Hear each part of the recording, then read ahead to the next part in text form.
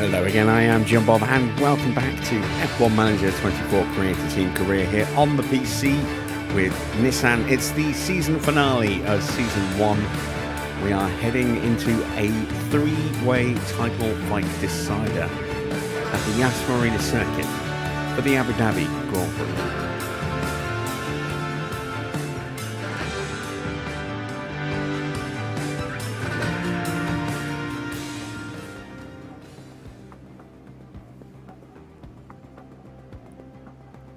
But before we get started with that, just a quick heads up, a new tutorial dropped for F1 Manager on the channel earlier on this evening, so that you can do Marlborough if you so wanted. You can follow those steps, you'll be able to recreate that logo in the in-game editor, nice and straightforward. And I even show you, the tweaks I made to the livery as well. So that is live. Went live earlier on this evening. Feel free to check that out at your leisure if you are at all interested in making the Marlborough logo.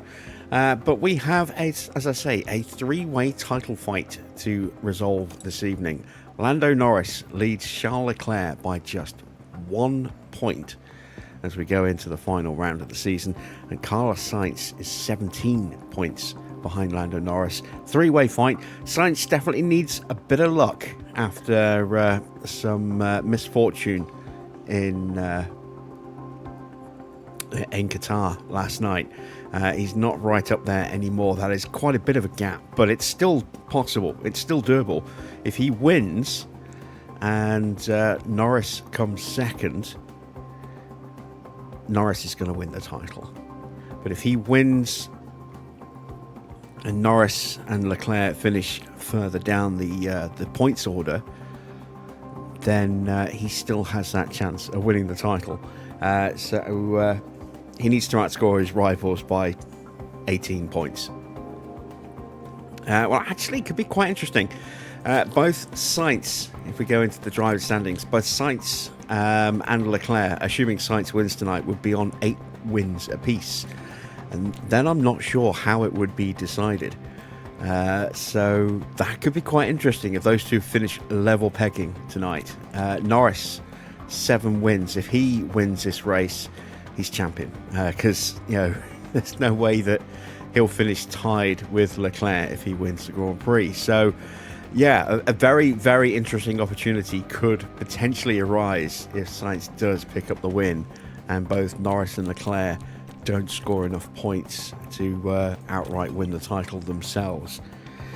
Yeah, that'd be very curious to see. Be very curious to see. We are running with bare bones stuff for tonight's race. We've had to seriously downgrade Mick's car. And it's affected his mentality a little bit as a result. You can see, if we take a look at his personal situation, he is massively unhappy about his car versus his teammate's car, combined with his personal race results and retirement in Losail, where he was taken out by Checo Perez at turn 1. It's not looking great for him. The car is massively slower, but we're down to bare bones spare parts now. We don't have a lot. We're on a very old spec for Mick, and both of them have engine issues up the wazoo. So we're just trying to limp our way across the finish line now tonight and see if we can make some money out of it. That would be nice, and then we're all getting ourselves set for next season. So let's start off by setting ourselves some targets. Do I think Mick can get 18th? I don't know, is the honest answer. We'll go 20th. And then we'll go 18th for Teo. I'd rather get some money than no money for Mick. And off we go to Yas Marina. The season draws to a close here with the Abu Dhabi Grand Prix. The Yas Marina circuit was completed in 2009, and we've seen a fair share of celebration and commiseration over the years since then. The scenery may be spectacular, but this weekend, all eyes will be on the track. Lando Norris delivered for his team in the last race and will head into this weekend with plenty of confidence. Can the Brit bring it home in this round too? And with that, I think it's time to get started.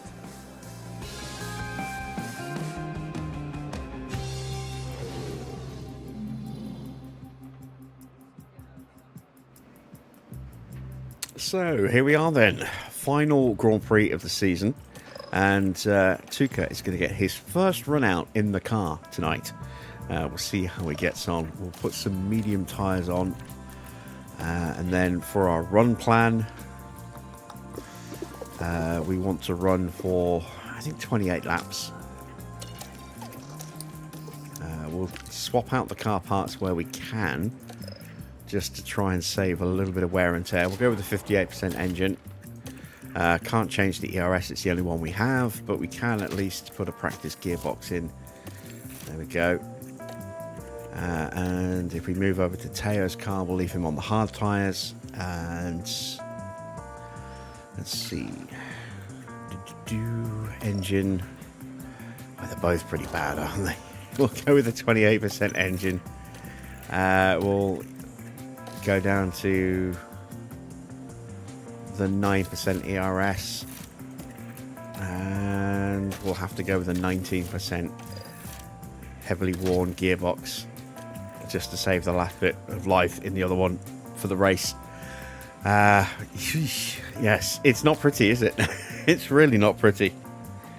All right, so setup wise, this is a circuit where the window of options, especially on the roll bar, can be all over the place. There's no definitive short, narrow band of options on this circuit. So, yeah, when it comes to setup. So we're going to basically just kind of mess around a little bit and just see what we can come up with. So I'm going to start by dropping the front wing. The only real consistency in the setup is that the front wing's somewhere between sort of like 4.5 to 6.5 usually. I mean, occasionally it might go a little bit higher. And generally the rear wing is around 12.5, could go down to a 12, could go up to a 13. I have had, you know, some very bizarre setups on this circuit as well, but we're going to start, I think, with a 5.5. We'll leave this on a 12.5. I'm going to go with a 2.8, and then it's anybody's guess what's going to happen with the tyre and the camber. I am going to throw the toe all the way up, and I'll push that up a little bit to there. But for the other car, we're going to do something very different. So we'll try a 13. I'll leave it as a 5, I think, on the front wing. I'm actually going to go with a 6.4 on the roll bar. Go slightly the opposite direction. Roll bar can be anywhere from sort of, you know, a 6.4 all the way through to a 1.9 on this. It could be anything. You know, it's not impossible that you'll get pretty close just by leaving your sliders exactly where they are for the first attempt, but we'll see. And we're going to go all the way down like this as well. We're going to drop these down to there, and let's just see what happens with this. I have no idea if either of these setups are even going to be close, but we'll see what pops up, I suppose. A little bit more fuel in Porsche's car because he's running harder tyres. And let's hit the track for our final practice, shall we?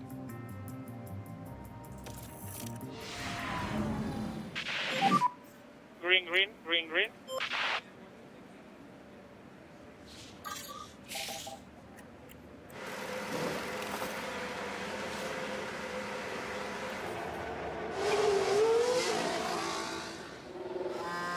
So out goes Teo, and here comes Tuka, making his first ever run out in one of our cars.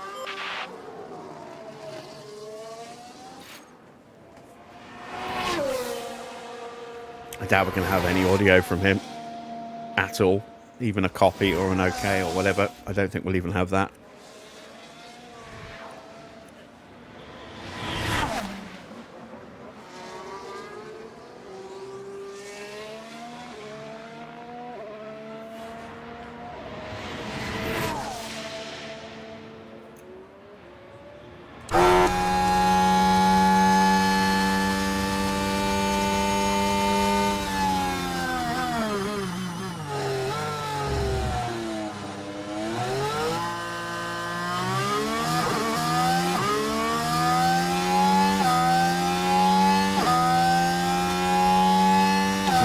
speed them up, shall we? Oh, I know what I forgot to do. Stay off the curbs. Stay in clean air. 5 not fully ready, okay?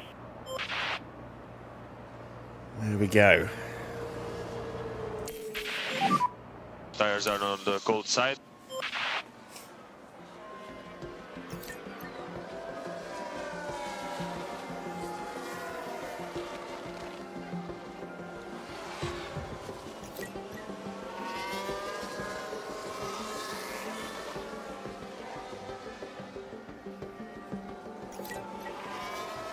So Science is running a damaged engine component. That's not going to help him out tonight as well. Unless it goes orange before we get to qualifying. That's the only thing that's going to save him from a pit lane start. He may still get a penalty, depending on what part needs to be replaced and whether it's a penalty part or not. It could be a 5 place, could be a 10 place. But it will be better than a pit lane start, I think.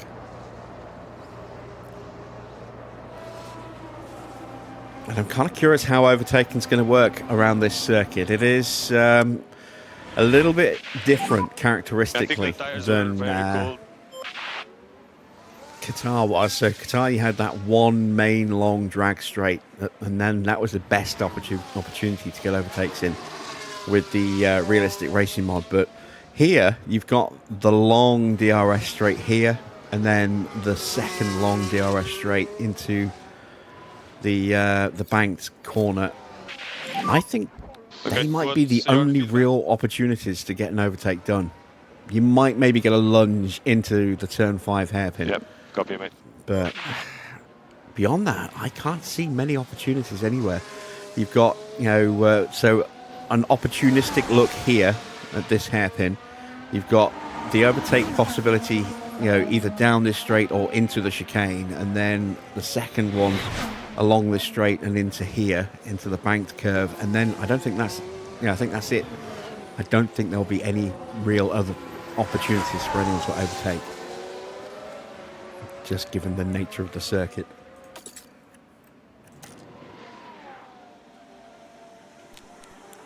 All right, we're at 91% from Tuca. That's not too bad on satisfaction. We've got a little way to go yet. We're still only at 3 of 5 for Teo. So let's see if he is happy. Evening Comet, evening Clark. Good to see you guys. You excited for the three-way fight to decide the driver's title? Right, look at that, 92% for Teo Porcher. Two very wildly different setups, both within 10% of being perfect. That's fantastic. Who are the drivers? Lando Norris, who leads Charles Leclerc by 1 point, and Carlos Sainz, who is 17 points off of Lando Norris. They are the three drivers in those positions fighting it out for the title. Any one of those three could win it tonight.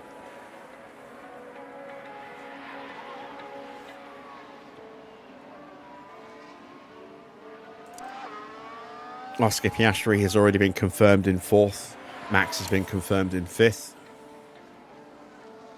But the top 3, very, very close indeed. We have a yellow flag. Was that a mistake? Yes, it was. Tuca with a spin. Okay. Now we should be able to take a look here. Everything's all right here. And then the car just goes. And that won't do anything to help those tyres.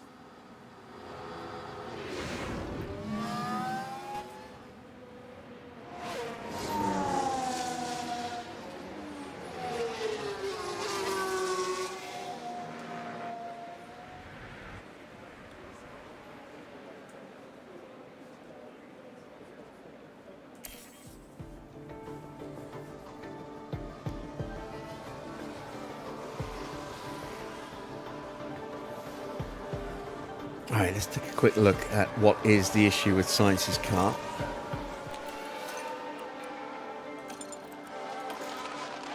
Oh, he's got a new engine in, so he's taken a penalty already today because he's got a brand new engine in his car. And his ERS is playing up, so he's going to want that to go orange before we get to qualifying.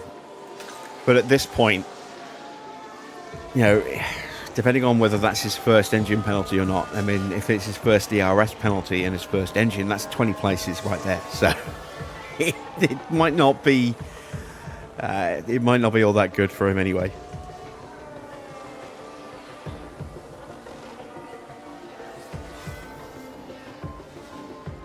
He might be starting down there at the back anyway. But he'll have a pretty pacey car to punch through. Let's see. Let me see. What do I want to change on this? I think we'll bring this up a little bit. I'm trying to think how much I need to move things around. Let's try that. See if that works.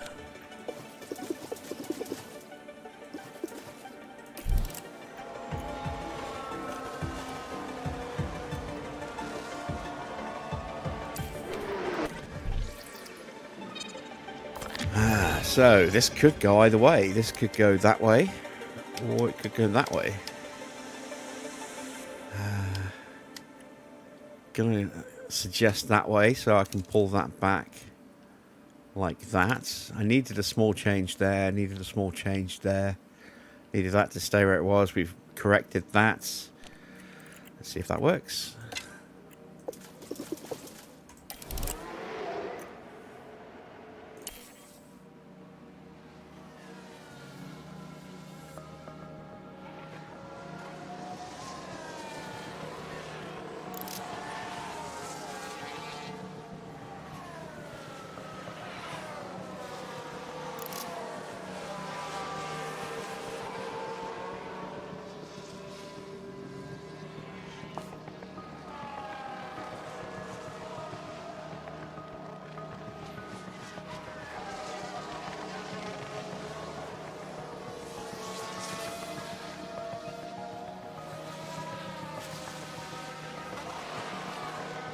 Brief yellow flag there. Is Stroll on track? Yes, he is. I wonder if it was him. This is the last run out for some rookies, and we've got the young I can't remember if she's Saudi Arabian or if she's UAE. I think she's UAE.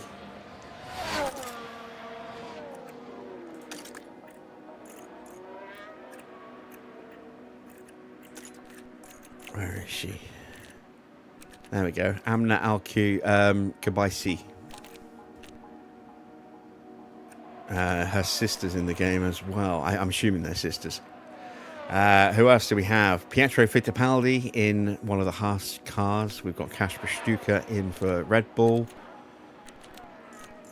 Looking at the top, Iwasa's in for RB. Antonelli's in for Mercedes. Drukovic is in for Aston. Ah. That's weird.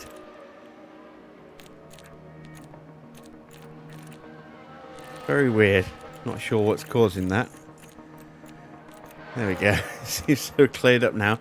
Little visual glitch. I've been noticing a few of those recently.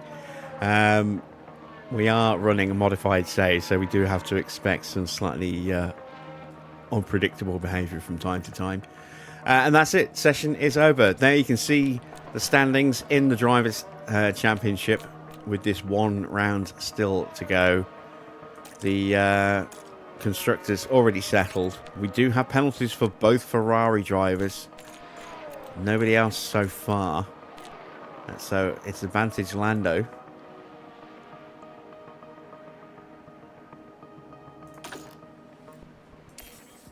And that is the end of first practice.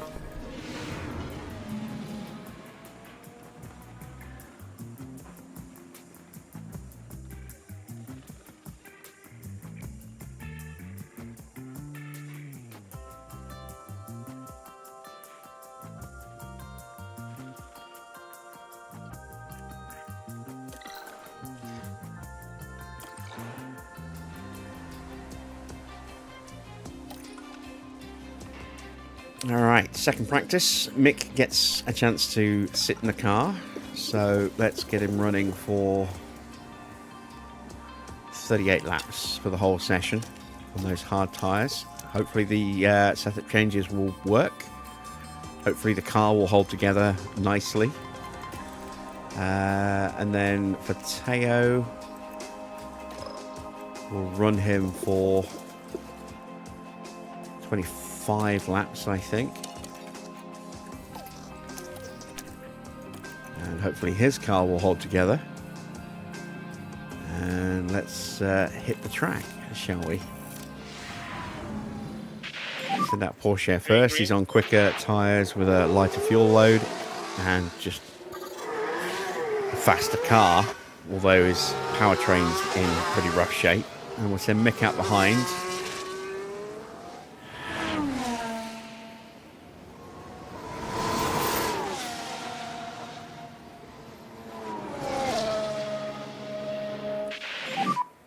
Okay, so good work on those brakes and tires.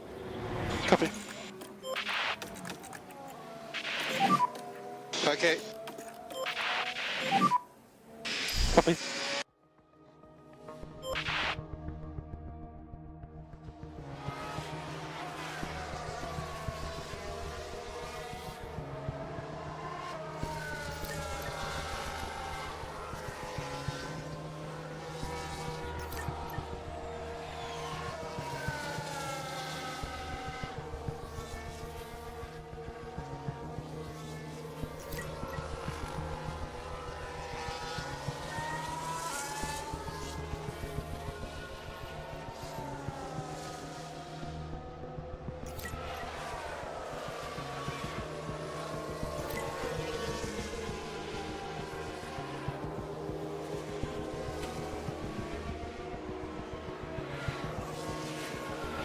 Been an interesting day today. Oh, there we go. That is the battery for Sainz going orange, so that'll get replaced.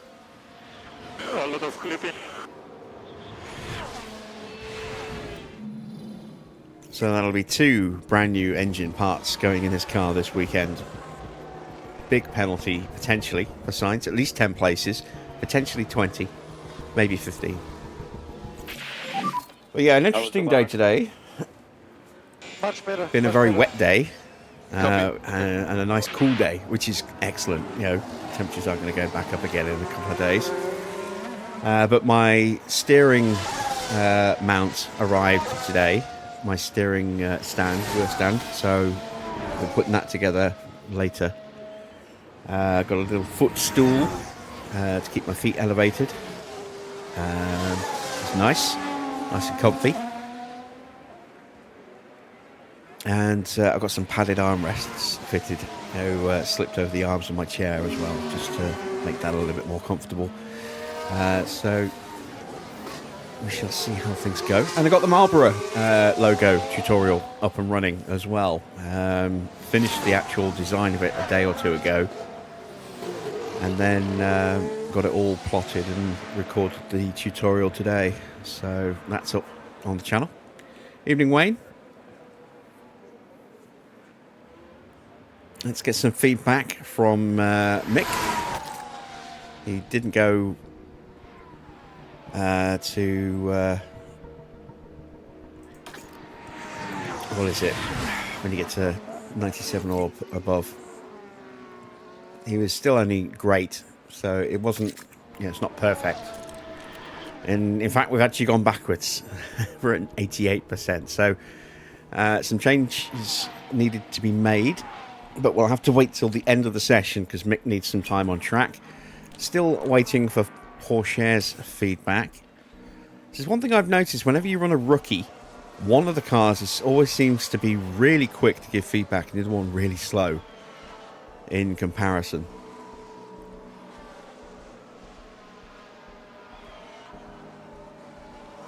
Even when you then put the normal engineer back or the normal driver back in the car. And we've gone the wrong way with Teo as well. So we've gone backwards with both. I think, was it 92 with Mick and 91 with... No, it's 91 on this car. I think 90 or so on this car. So we've gone backwards with both. That's not ideal.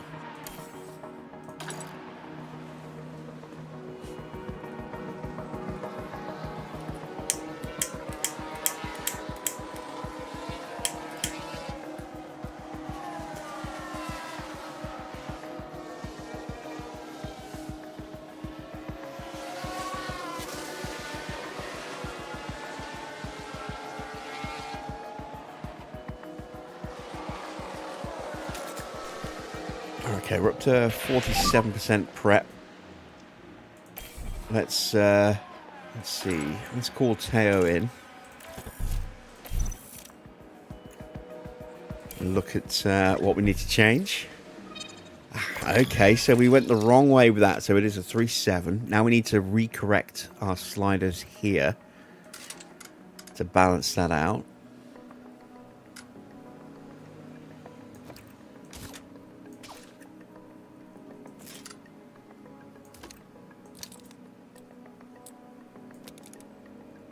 That looks pretty good to me.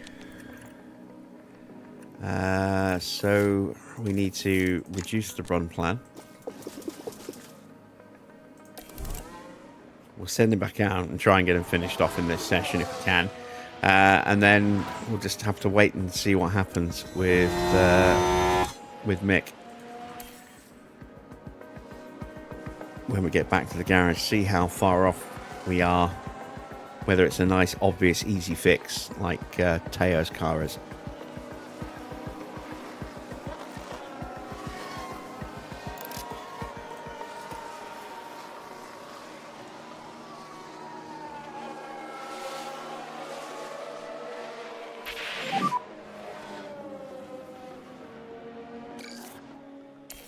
I'm not fully ready, okay?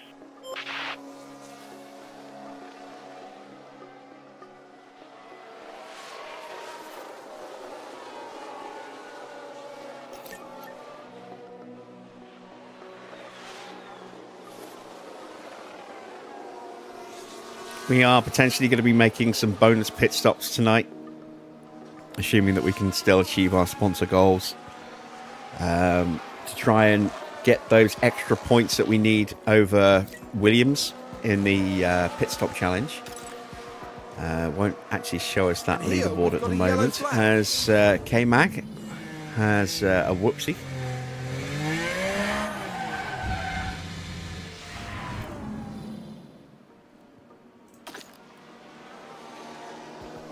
See if we can't steal that position from Williams in the DHL competition. Haas still above us in the constructors. They're on 9 points as well, but they are 7th, we have 8th, and I'm quite content to finish the season in 8th. It's still one place better than our target.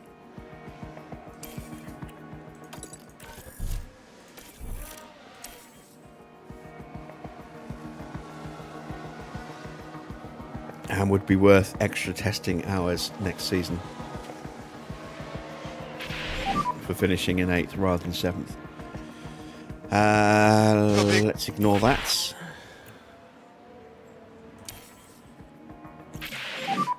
And the session is done.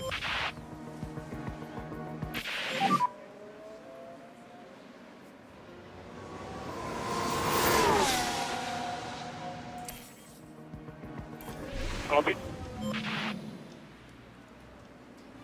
Anyone else picked up any penalties? No, not yet. Let's see how much feedback we actually got out of Teo before he ran out. There we go. So it's just that cornering to be decided, and it's either perfect or just needs to come back one click. We'll find out very, very soon. Do I want the extra mediums or do I want the extra softs?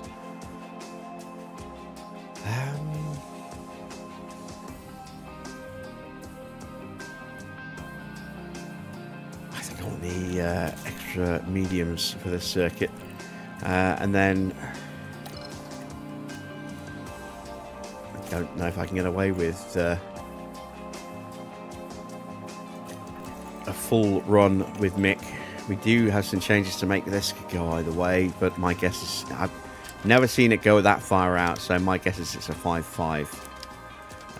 What else were we off on? Our camber. That needs to go up to about there. Improve the front wing to maybe there.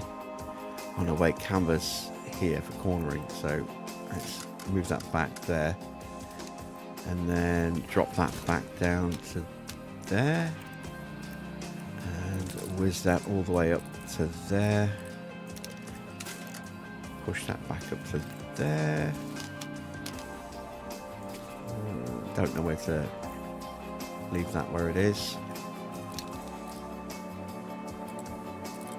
Now my traction's too far off.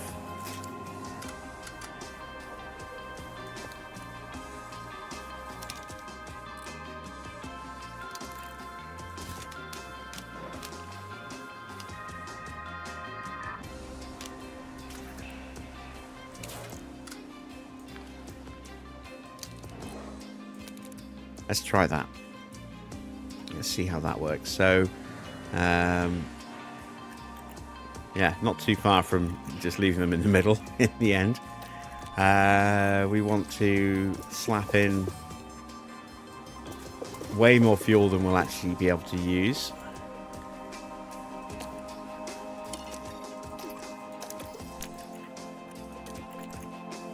And then 15 laps should be more than enough. Wait, it needs 9%, but there'll be some of that will be automatically improved with the setup. So let's put in 22 laps of fuel. That should be enough to get him home and hosed at 100. And we'll send them out for the final session. Green, green.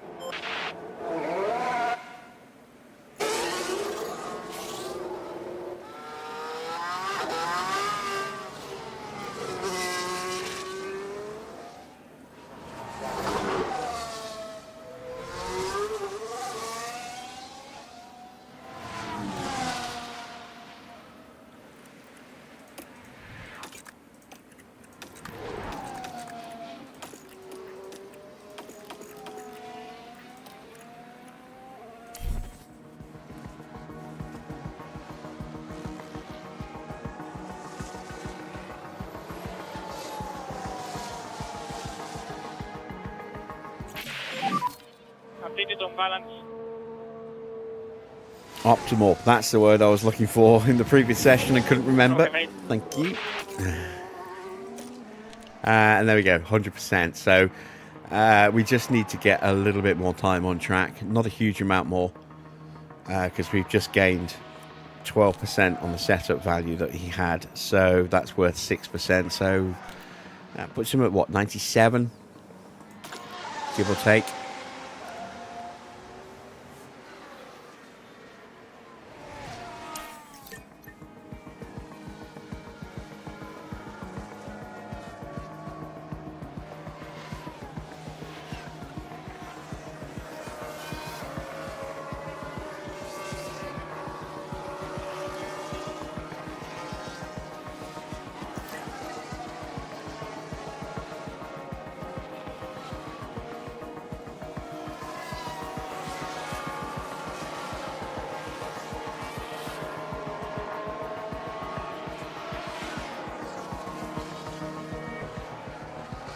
And now it's Mick who's taking an eternity to give us the feedback.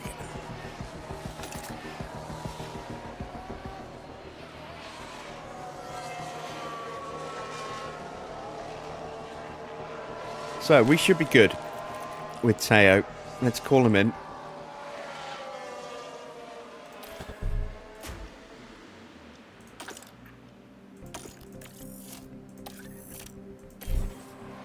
Just missed it before he went past the pit lane. There we go. There we go, 100. All the way across the board, actually. So, yeah. That's all gravy. Come on, Mick. You're at 49% plus the setup.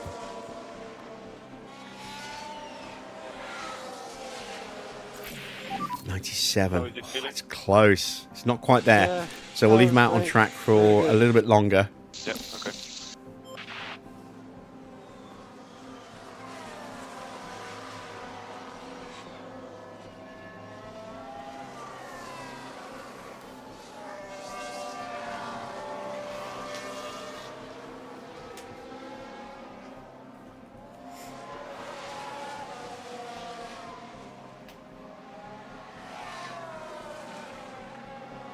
Just going to basically run these tyres as hard as we can.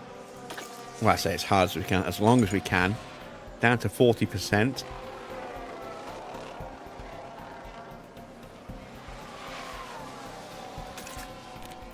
And that should be enough. Let's call them in.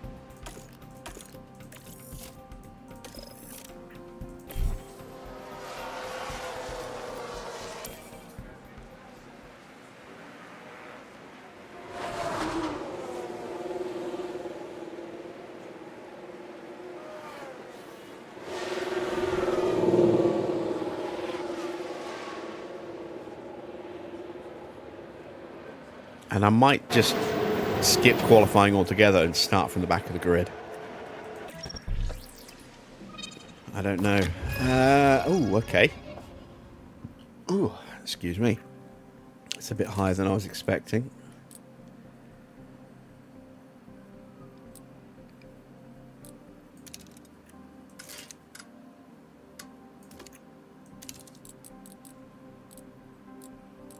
Let's just see if that will fix it.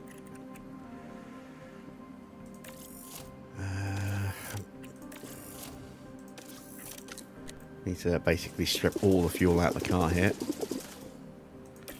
There we go.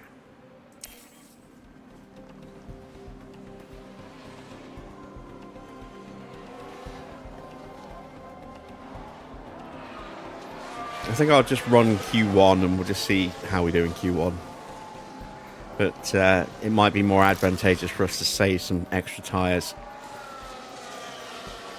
Because with the state of our cars, we're not going to be that quick anyway. So I don't think Mick's got much of a chance of getting out of Q1. I'd rather not destroy a set of softs and start wearing out a second set just to not get out of the first qualifying session.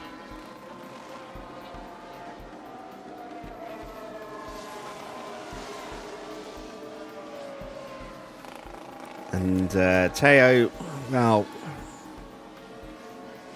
he's got the parts on the aero parts on the car, but he hasn't got a good engine. His engine's down in the 30% range. So again, he's not going to have amazing pace.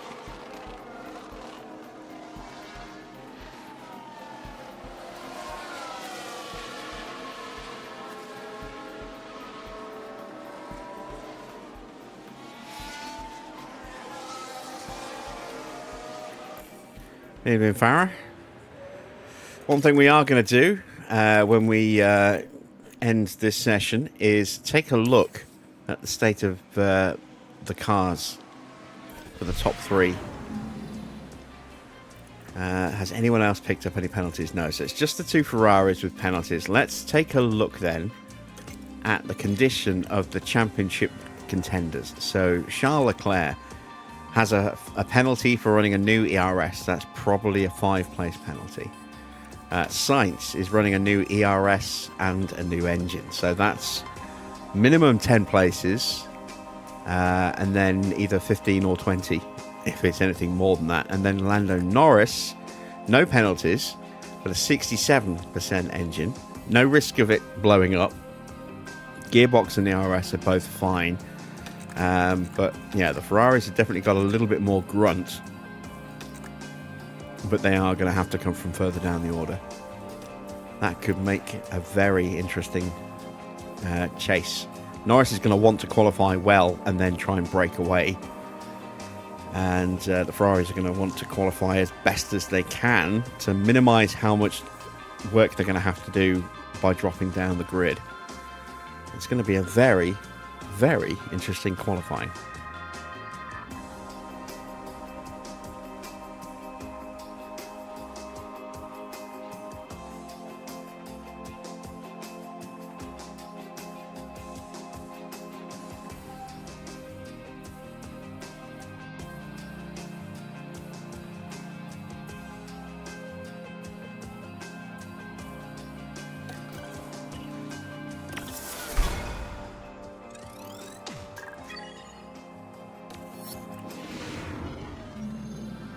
Let's hope the teams took full advantage of practice. It's time for qualifying.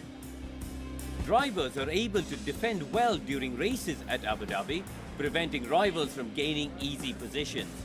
Setting a good grid position during qualifying is fundamental as a result. If we turn our attention to Pierre Gasly for a minute, Karun, how's he going to be feeling as qualifying approaches? The main thing on my mind was their speed in practice. They just weren't that fast. But was that down to the driver, the car, the team experimenting? We don't know, and we'll just have to see how they fare in qualifying. Fortunately for us, it's nearly time for them to hit the track.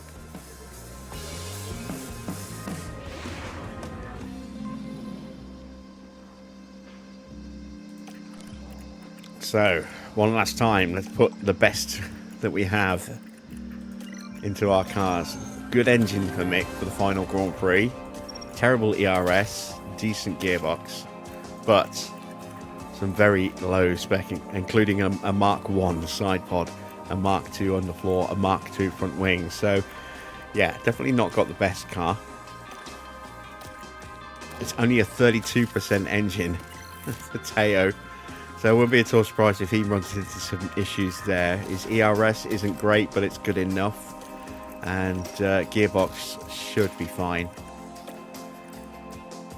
But he has got some better parts on his car. So, yeah. Let's see how our pace looks, shall we? Should be green now.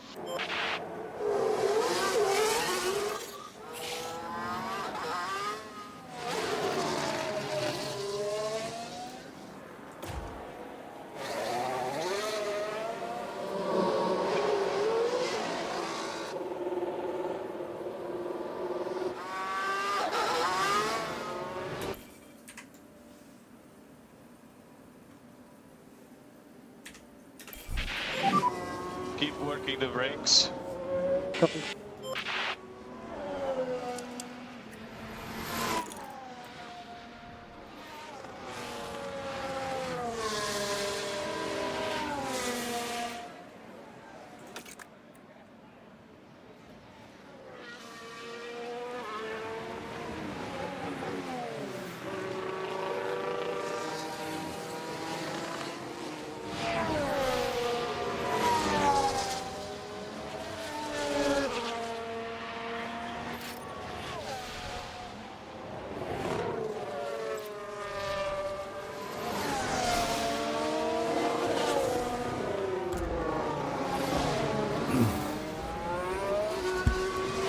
Very tired today.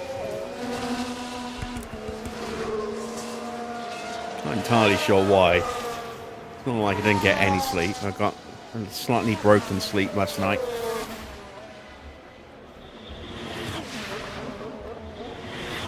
Woke up in a puddle of sweat, but apart from that,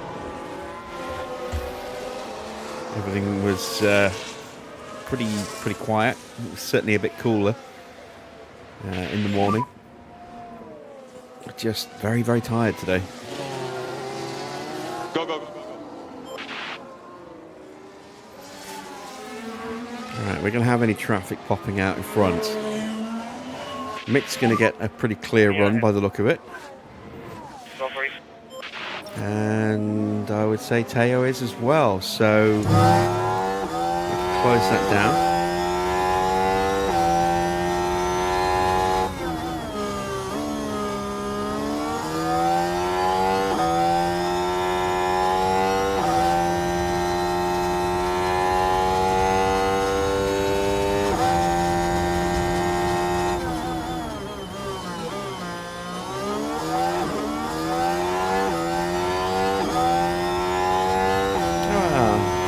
Finally getting a rating. It's weird. I don't know if they're rolling it out for users on an individual, well, not an individual basis, on a sort of a windowed basis as well, because that's the first time I've seen a crown next to your name, Farah.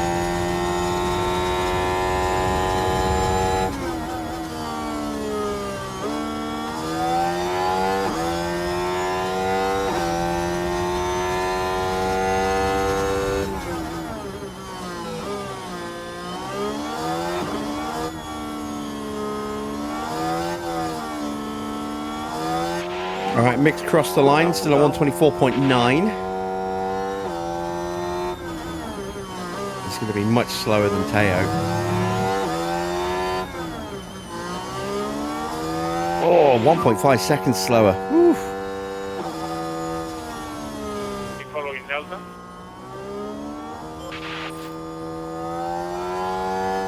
You're in contention to be a top fan tonight, Farah. Oh, yellow flag.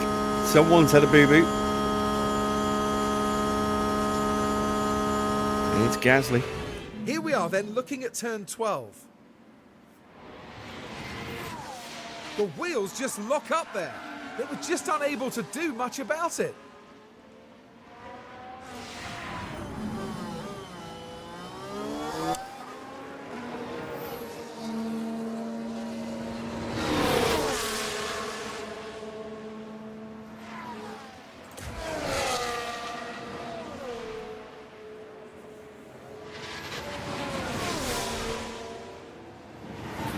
Not a stellar lap for Leclerc. Might have been delayed a little bit by Mick. Sorry, not by Mick, by Teo. Norris on his outlap sights, still in the garage at the moment.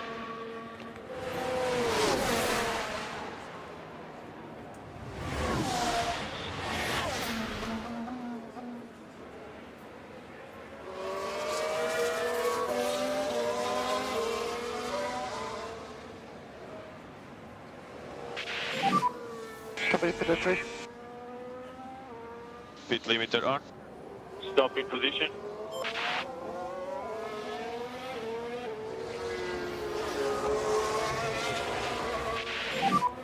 Pit lane.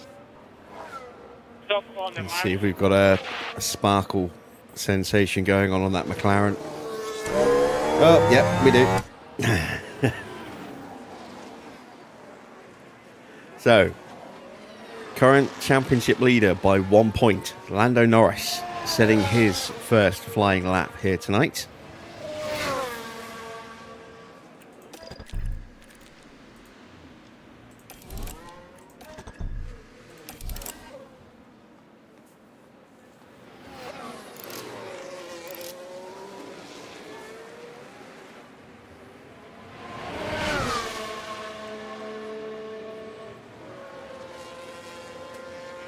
That's a decent opening sector.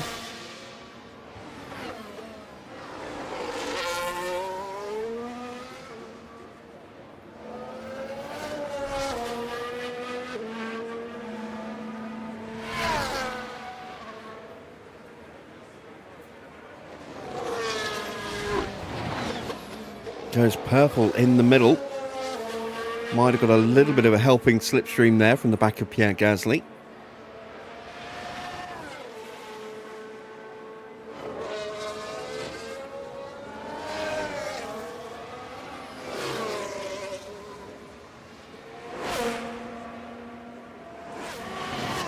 And now we're seeing some movement from Sainz. As up to the line goes Norris, and he goes second.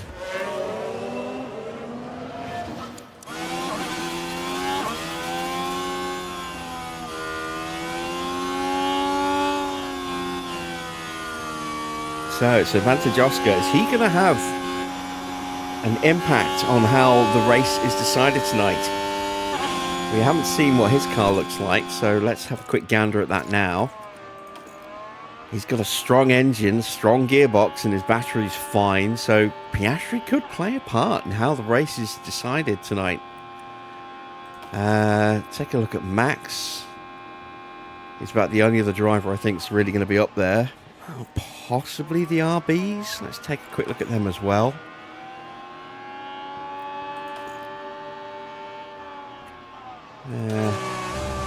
They might potentially cause a bit of a hold-up for a little while, but not long-term tonight, I don't think.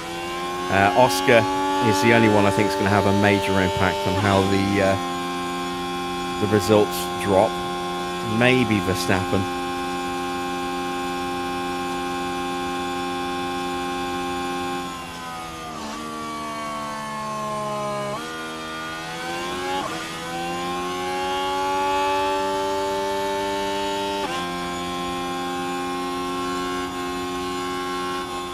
red flag. We've got a Haas in the wall, and it's Magnussen.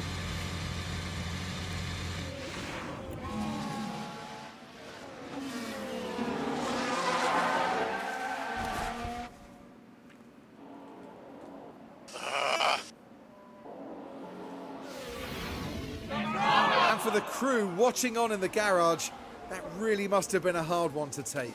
Hard one for Sainz as well. He was just about to start a flying lap, and so he's basically put a lap on those soft tyres for no benefit whatsoever. Oh boy, not good for him. We are going to jump straight back out again, I think. We're only going to do one more run.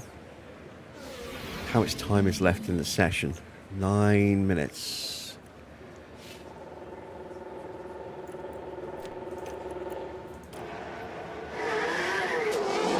Both McLarens are heading out, nose to tail. And they're going to have to potentially contend with Mick.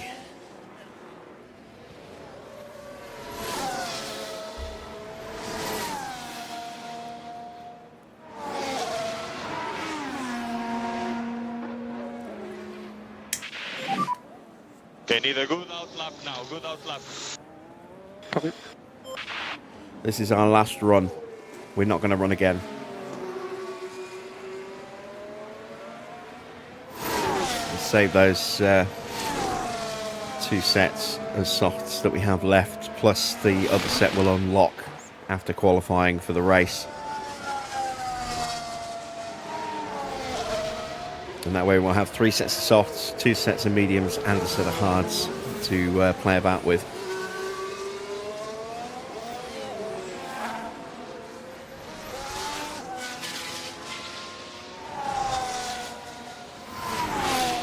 And it could well be a pit lane start for Magnussen. He's going to be at the back of the grid regardless, but he might actually have to go to the back to the pits, depending on whether he needs to change any of those components. And my guess is he will.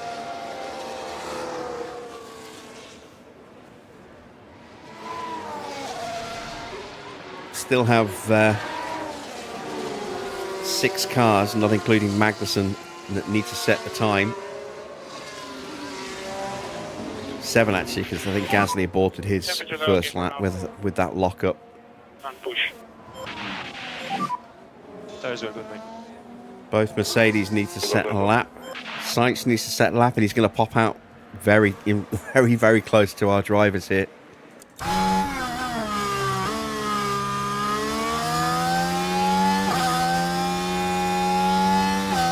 There he is.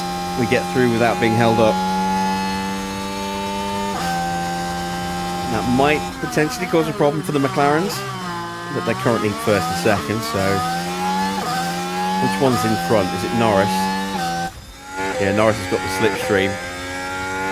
You can see it was worth 0.3 of a second in that first sector. Piastri with a little bit of hold up. No such issue for Lando.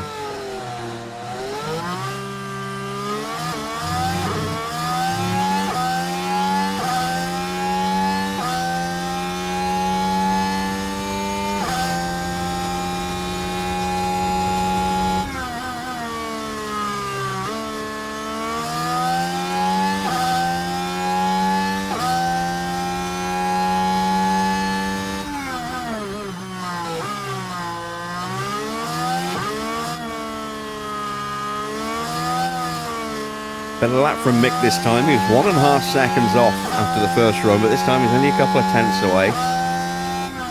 As things currently stand. Might be a bit more here.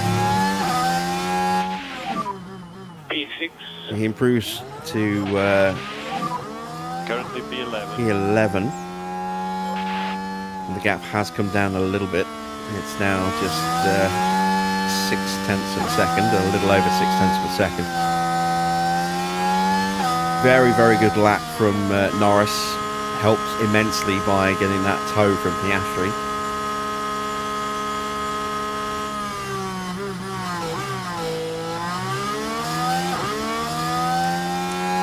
And while they're on their in laps, let's turn our focus to Carlos Sainz.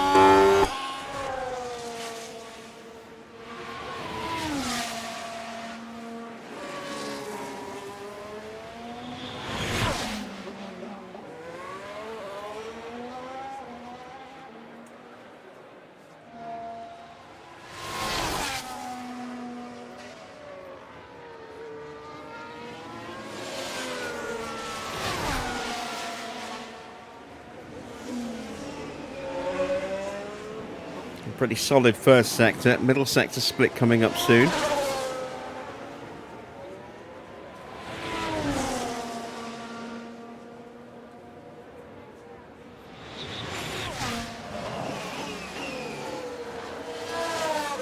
Another couple of tenths over Hamilton.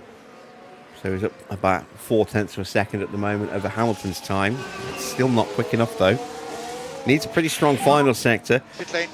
Got to work against Piastri's time as a fair comparison because Norris was slipstreamed all the way round. Good entry. Okay, pit limiter on. And it's a purple middle sector, and that is some good pace from Sainz there. All right, let's speed time up. Let's see if I got the setup right. Yes, I did. Fantastic.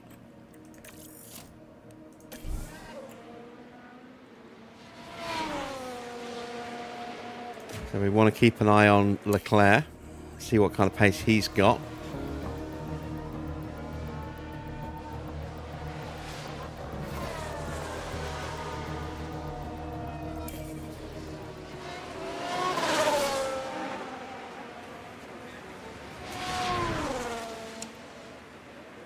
He's on new tyres, but no improvement in the first sector.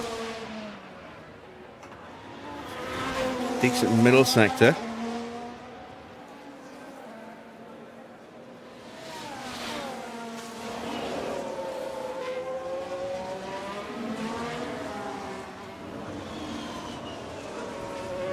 Did Norris make it across the line in time? No, he didn't. Norris is out. Did not start the lap in time. Unless he's on his way back to the garage. I think that was his attempt at starting a lap. Leclerc shows some good pace. Oh, look at that, how close it is between the two Ferraris. So yeah, Norris did not cross the line to start a lap in time. Neither did Carlos Sainz. And neither did Max Verstappen.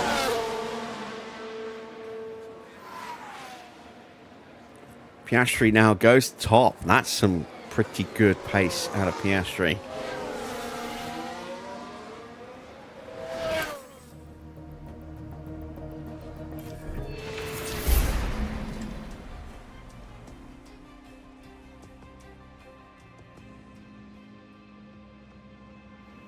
Okay then, so Mick actually is eliminated, but Porsche did get through.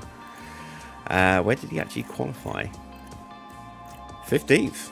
Ah, interesting. Didn't expect that at all. It's going to be a very, very difficult afternoon for Mick, which is why we set his target as just P20 tonight. But who knows? Maybe Porsche could be somewhere in the mix. It all depends on that engine, I suppose. I'm only going to do one run.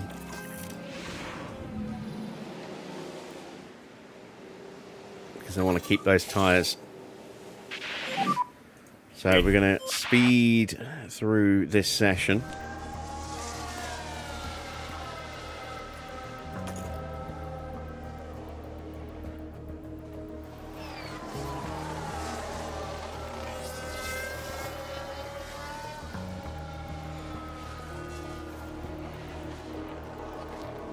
It's not a great time, but then I didn't expect it to be.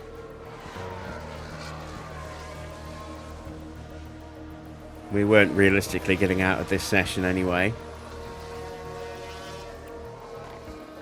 Oh, Perez hit something. Yes, we have. We've had a crash. What happened there? What did he do, and where did he do it? Ah, the Sky Bridge.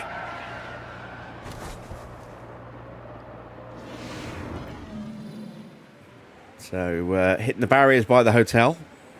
A little bit clumsy. Here come the final runs.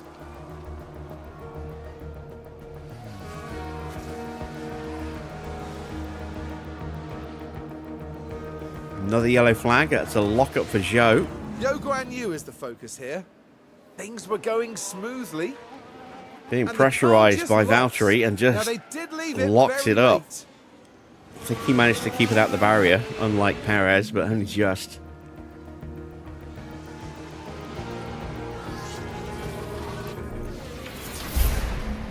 And there we go. Eliminated from Q2, which we were going to be anyway. Good pace from both Ferraris, especially from Carlos. But of course, don't forget, he's got at least a 10-place penalty for 2 new parts. Leclerc has at least a 5-place penalty. Let's see who sticks it on pole, shall we? It's Sainz. So, Sainz will start at best P10, depending on whether his penalties are applied before or after Charles and how big a penalty Charles is going to get. Could be starting from the back. He could be getting a 20-place penalty. It all depends as to whether he's taken penalty parts already.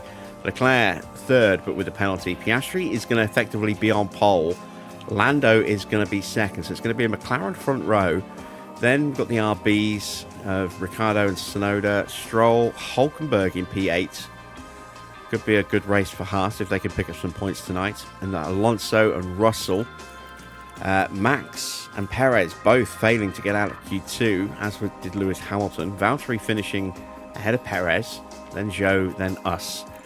And then bottom of the grid, Ocon, Albon, Schumacher, Gasly, Sargent, and Magnussen, who'll be starting from the pit lane after crashing in P1. We are going to take a quick 5-minute comfort break because nature is calling. I must heed the call. So we'll be back in just a moment.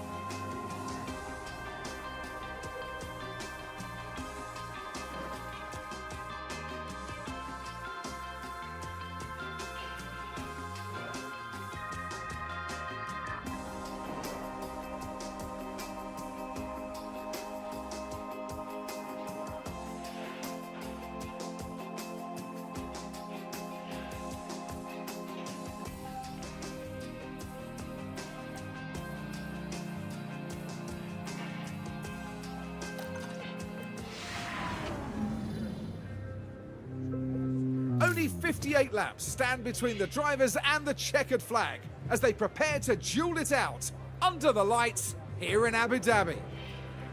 Yas Marina has played host to a fair few title-deciding races, such as 2016 when Lewis Hamilton secured the top podium spot, only for Mercedes teammate Nico Rosberg to claim second and secure his maiden World Championship.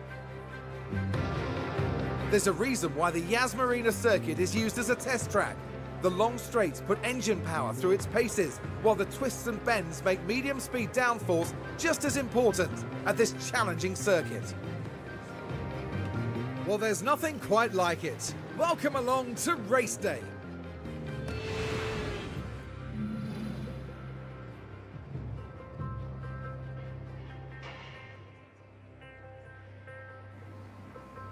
All right then, ready for the Grand Prix. Leaderboard is not something that appears on the iPad app. Not yet. It will do. It appears on my phone and on my tablet. So, like I said, it's a gradual rollout, I think.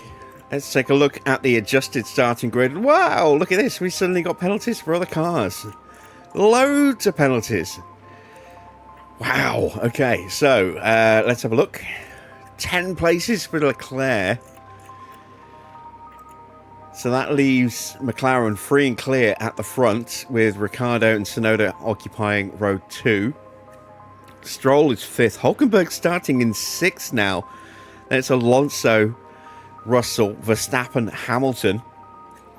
Bottas in P11. Perez 12th. 13th for Charles Leclerc. 14th for Zhou. 15th for Pourchaire. 16th for Ocon. 17th for Albon. 18th for Mick. 19th for Gasly, 20th for Sargent, 21st for Magnussen, and Sainz starting from the very back of the grid. His hard work, well, his race was already going to be hard work to win the championship, but now that could be all she wrote for Carlos, unless we get a well-timed safety car or red flag to close the field back up at an opportune moment for him. Like right before he needs to make a stop and everyone else has already made one, for example. Leclerc in 13th has definitely got some work to do. Lando leads by a point. Could be very, very interesting. Needs to beat Norris. That's all he needs, is to beat Norris. Or finish level on points with the fastest lap, because then he would win on win countback. So let's see. The only way that would happen would be if let's see, if, for example, Norris finished in 4th place and got 12 points, and Leclerc finished... No, wait. If Leclerc finished 4th and Norris finished 5th, and Norris got the fastest lap, they would finish level on points. But Leclerc would win with 8 wins against Lando's 7th. If Lando finishes in 4th place and gets the fastest lap, and Leclerc finishes in 3rd, it would still be level on points. I think it's it's what, 15 points and then 12 points plus the fastest. No, so yeah. The only way it's going to tie is if these two are in, if Norris and Leclerc are in consecutive order, Leclerc ahead of Norris, and with Leclerc no higher than 4th. Otherwise, it's just not a possible kind of thing. There's too many points gap. So if Lando wins this Grand Prix, that's it. He's world champion, and he's got a really good chance to do it because he's only got his teammate in front of him, and his rivals are halfway down and at the back of the grid. This is Lando's best opportunity to win the title here. Let's get ourselves prepped strategy-wise. So this is what it's recommending, which we are going to definitely ignore. A medium, soft would give me a decent stop strategy. Let's see what would happen if we were to go soft, medium, soft.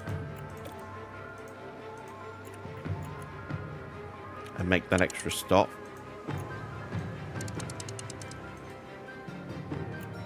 We could even push those mediums a bit as well.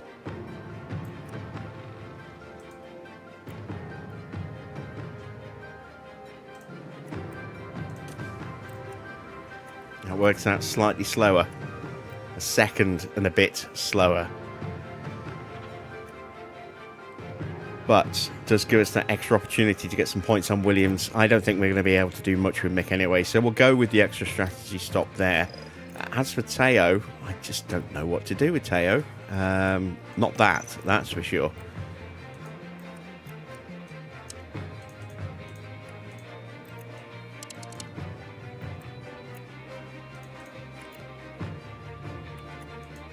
I mean, I could try and do soft, medium, soft. It's going to be pushing it. Evening, Comet. Back in time for the race. Oh, God. Do we have to do a quiz tonight? Please no quiz. I'm too tired. My brain is frazzled from really weird sleep over the last few days. Let's have a look at doing a 3-stop with Teo as well.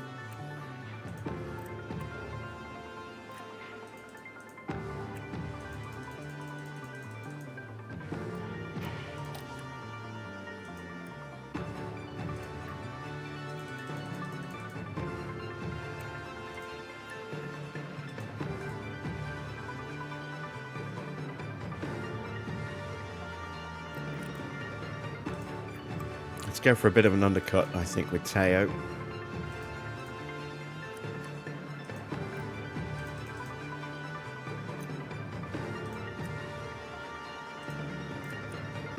Let's try that.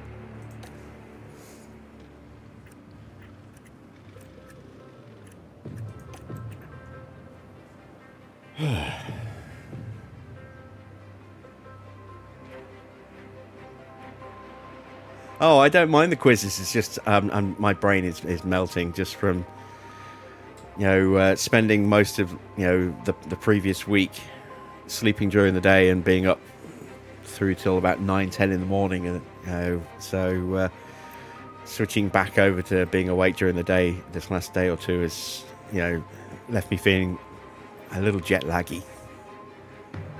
Right, do I want any extra fuel? No, I don't. I'm actually going to take 2 laps of fuel out because there's a good chance we'll get a safety car. We usually do around here. And if not, we should be able to recover that amount of fuel. Not going to do any insane pushing at the start. We will just push Teo's tyres because that's part of his strategy. Mick will leave to himself. Let's send them to the grid for the start of the Abu Dhabi Grand Prix. Well, it's great to have you with us, folks, as we settle in for the weekend's Grand Prix action.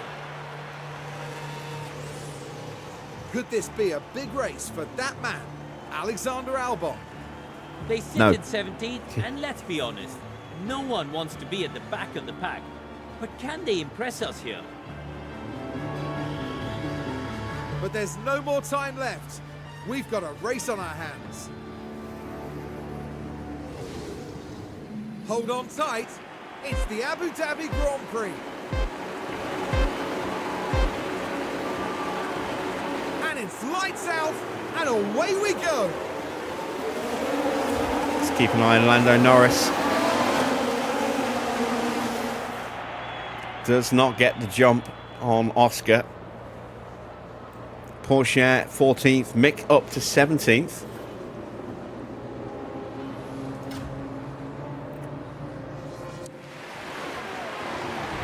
And in the background, you see Sainz having a wide look at Logan Sargent. Sargent having a look and getting past Magnussen. Mick back down to 18th place.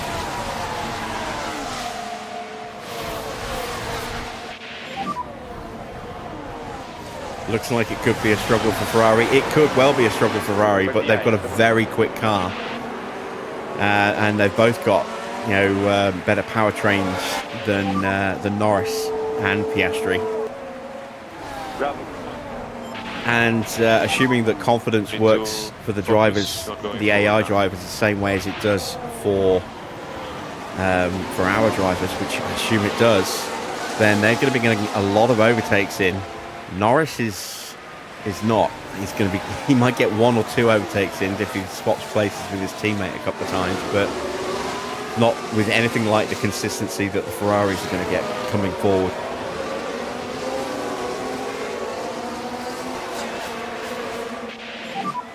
DRS enable, DRS enable.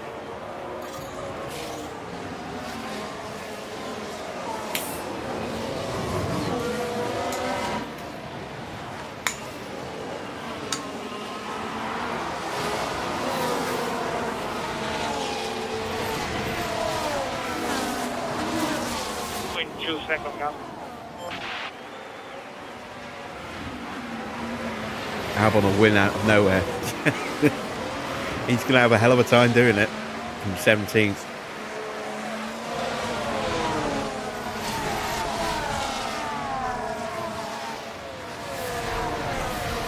Right, so Leclerc is having a run at Valtteri. Valtteri now out of DRS range of Perez. Or did he just sneak back in? He might have just snuck back in. He did. Sainz gets the power down and gets past K-Mag. So, first one down. Norris is into the lead. And they are going to try, those two McLarens are going to try and stretch away from the RBs as quickly as they can.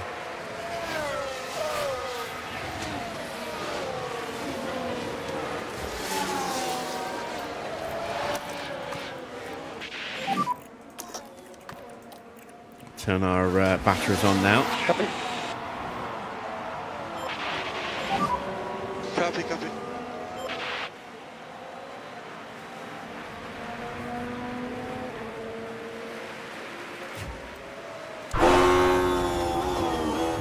So we ride on board with Carlos Sainz, trying to find a way past Logan Sargent.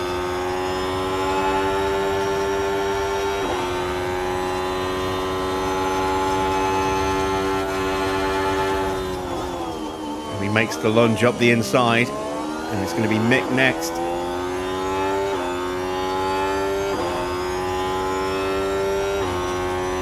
No DRS for Mick. Sainz has got it though.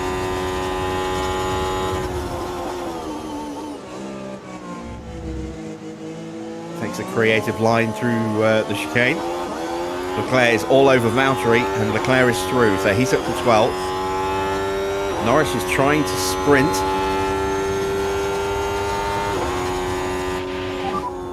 I know, man. Just keep it cool.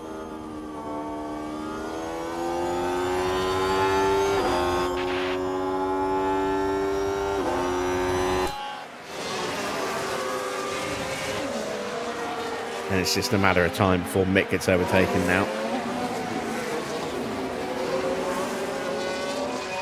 Leclerc already onto the back of Checo Perez. That'll be a bit harder to work through because it's not just him, it's Max and Hamilton and Alonso all in a train. He's at the very back of it. Oh, that's a lovely lunge from Sainz on Mick there. That was brave as you like, and he is through. Forward always, eyes forward. I've got to see that again. That was a hell of an overtake.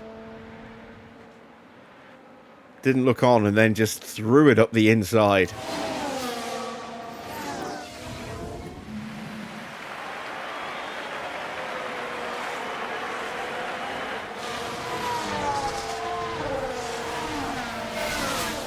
Pourchaire's got himself onto Ocon, just about.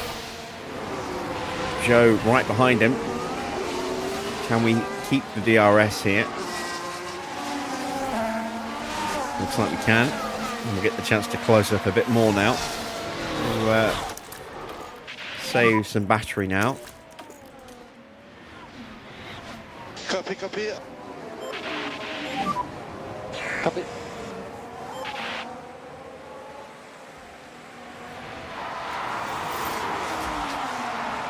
So Sainz P18, a little bit of a gap to Albon. Leclerc all over the back of Perez. But no way through at the moment.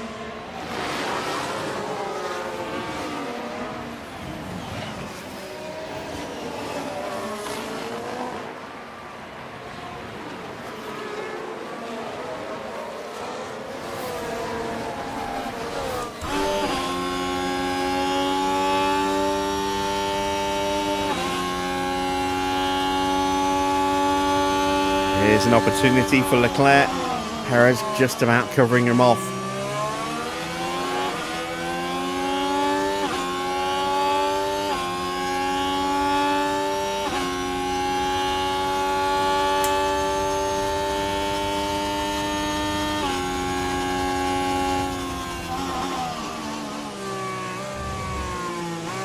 Late on the brakes. He has the inside line.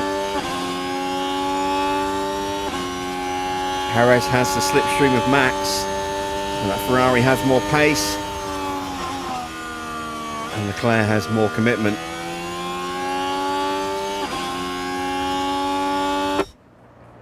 And the move is done, and that's Leclerc up to a P11 now.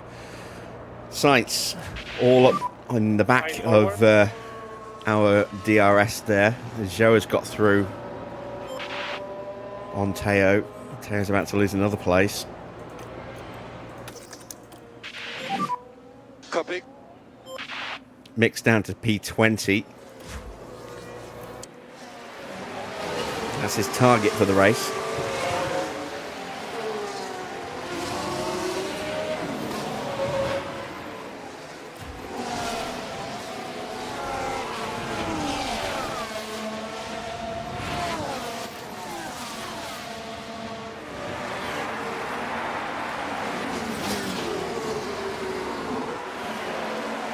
And through.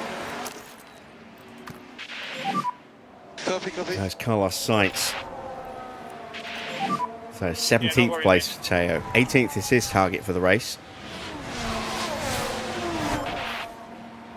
I'm not really concerned about, our race today. As long as we achieve our sponsor targets and pick up some points in the pit stop competition, I'll be happy. If we can displace Williams, that would be amazing. I think we're about 17 points behind them. So 18th and 20th is all we need. Mick gets back past Gasly briefly. Gasly slaps him in the face and says, not happening.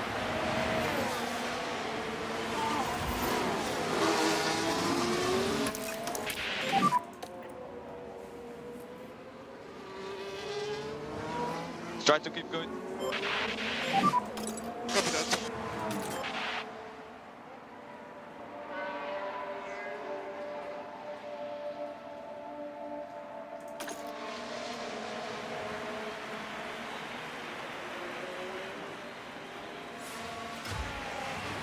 Checking back in with the Ferraris. It's 11th place for Leclerc. Norris 2 seconds clear of Oscar at the front.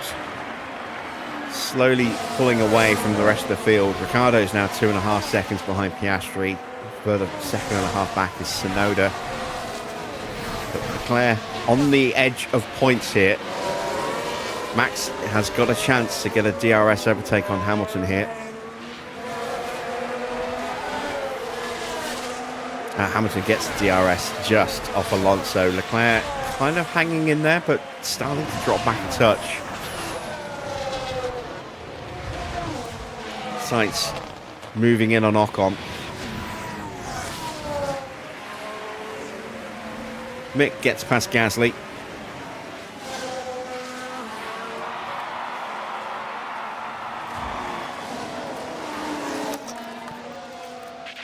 see if we can break away a little bit. Head down now. Try to get a good pace.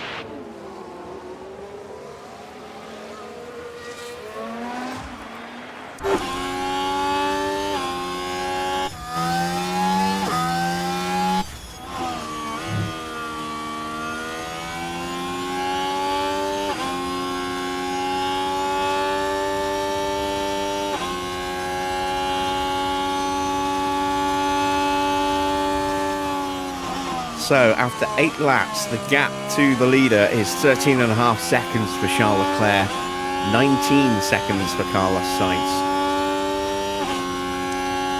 Definitely work to do. Sainz has got the chance of an overtake here on Valtteri.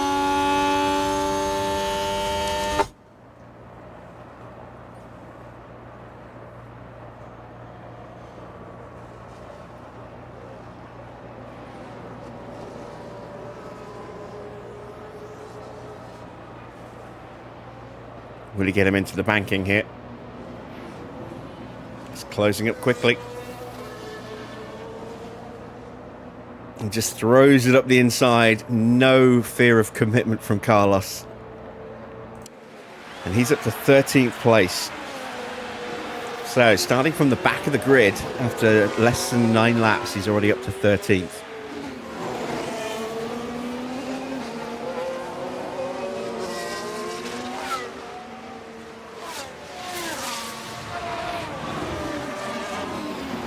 Leclerc is very much being impeded by this battle between Max and Hamilton, but Max dropping back a little bit, coming under that pressure from Charles. There's a good chance Charles might find his way through this lap. You ready? We're going to have a lunge into this hairpin here. Not quite close enough. Max is just about hanging on to the DRS range at the moment.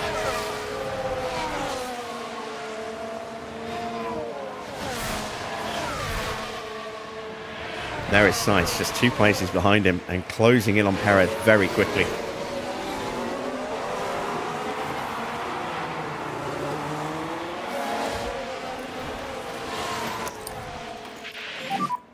Copy. Cool down. Cool down. Copy. Porsche gets through on Zhou, but has given up the DRS and might lose the place again immediately.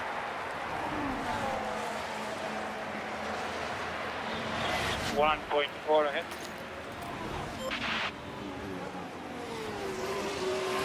Can he hold him off? No. Here's the answer.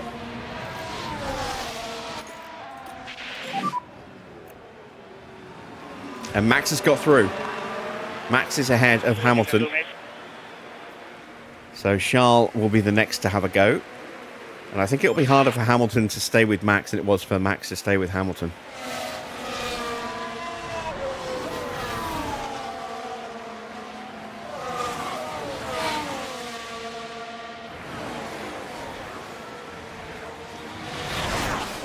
Looks like he was just barely out of range, and that means this will be an easy overtake for Charles.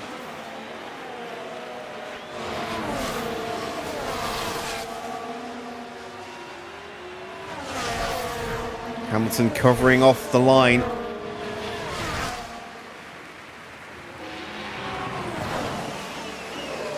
No way through, but it'll be easier for Leclerc this time if he can get the good launch out of the corner.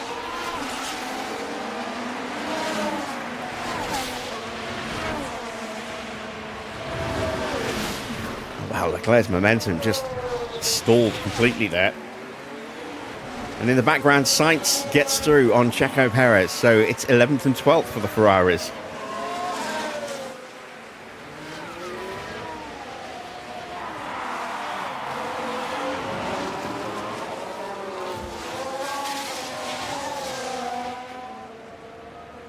Magnussen makes a move and gets through on Mick.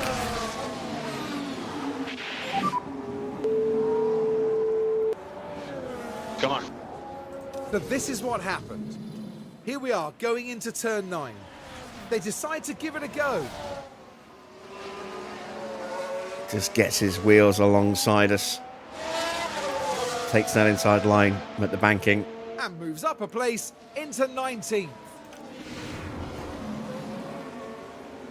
And we have our first pit stop. Esteban is in. Let's see what tyres he's going to go on to.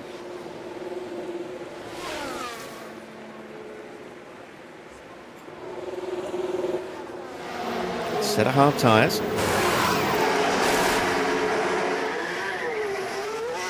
That was a decent stop.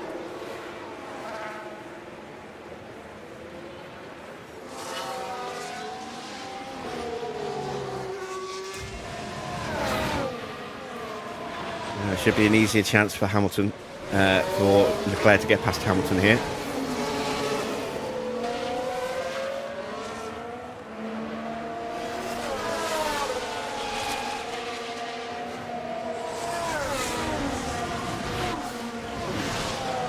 Leclerc is still not able to get through, and Sainz is storming up to the back of them. He's the one who desperately needs to win tonight. He has to win to have any hope of in the championship. But even if he wins, that'll only put him 8 points ahead of Norris before Norris' score is totaled. So if Norris finishes, let's see.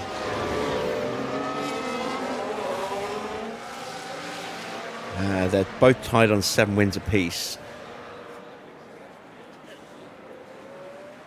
So if Norris finishes second, then behind Sainz, he wins the title. Unless Sainz gets the fastest lap as well, in which case Sainz winning, Norris second, Sainz getting the fastest lap would see Sainz winning the title.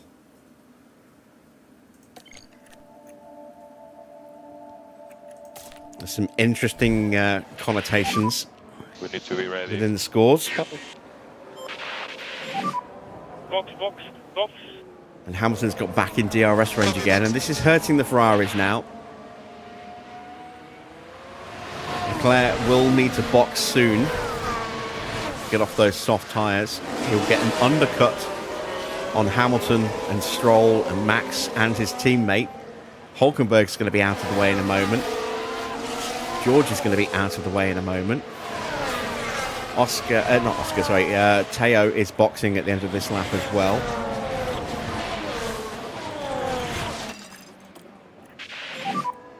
Mick still has a few laps to go. Copy, copy.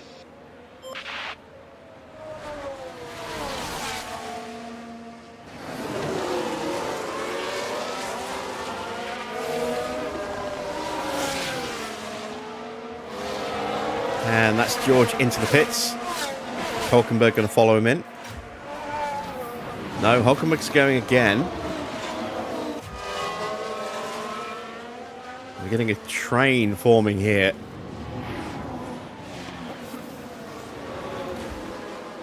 So Russell's slapped on a set of medium tyres. Here comes Teo. Pit lane. Joe and Magnussen both boxing as well.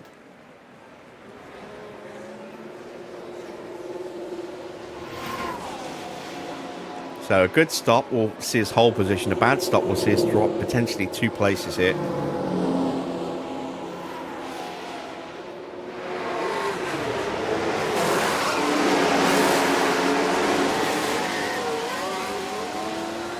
It's 2.5.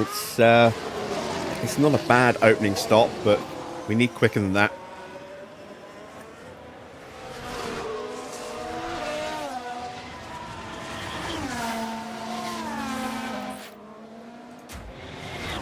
Still the Ferraris stuck at the back of this train. Is Leclerc coming in this lap? When does a train become a gaggle? When it's an animal transport and it's transporting geese.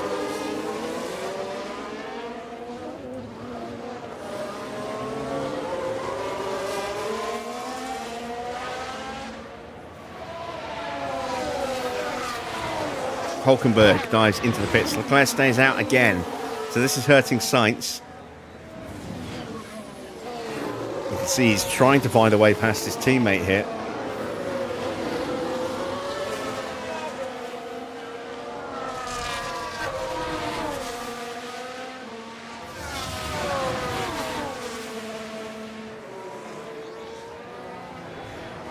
Leclerc's having to drive defensively now. No team orders at Ferrari. Both drivers can still win the championship. Norris is now 4 seconds clear of Oscar and nearly 9 seconds clear of Ricciardo. So he's doing what he needs to do and building up his gap at the front.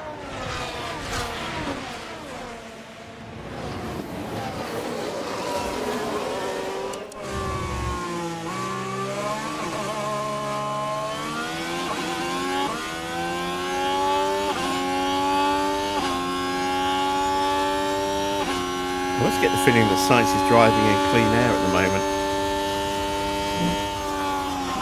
Every time he gets into the slipstream of Leclerc, he immediately pulls out of it.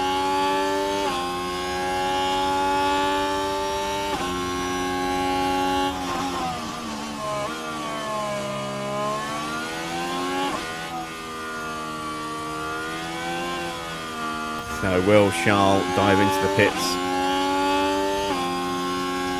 Hamilton's the new Petrov. Well, no, he's stuck behind Stroll.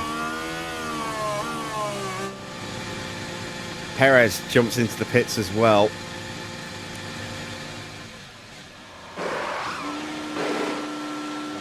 Decent stop from Ferrari. Hard tyres going on for Charles Leclerc. Perez is having to wait. Albon is in, so let's see if Williams have a bad stop. Fingers crossed they do. Copy.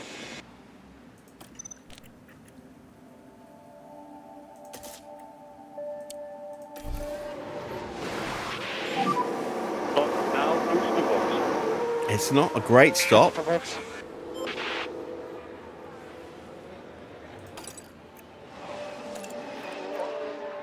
.4 seconds.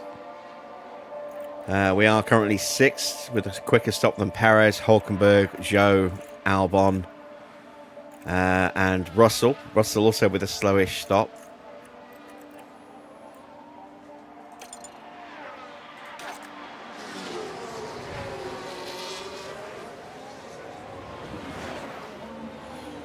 And he's got Porsche right behind him. There's old Alex.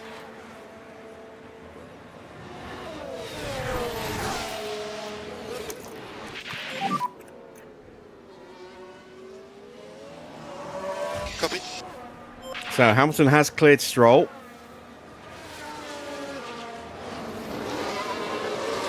And he's pulling away from Stroll now. Yes, I saw Civ 6 will be the free game. I'm definitely going to be grabbing that.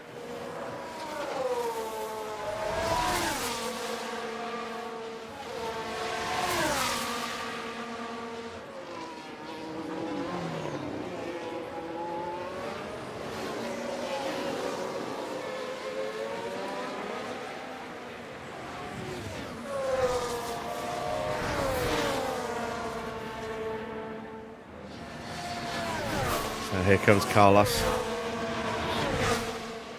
He'll get past Stroll, but the question is, will he be able to keep Stroll behind at the banked curve? Stroll's going to get the DRS.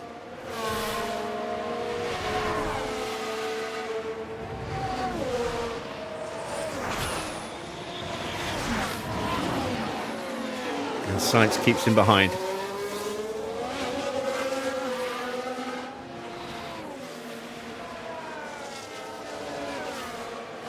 Oh no, I've been umming and ahhing about Civ 6 for quite some time.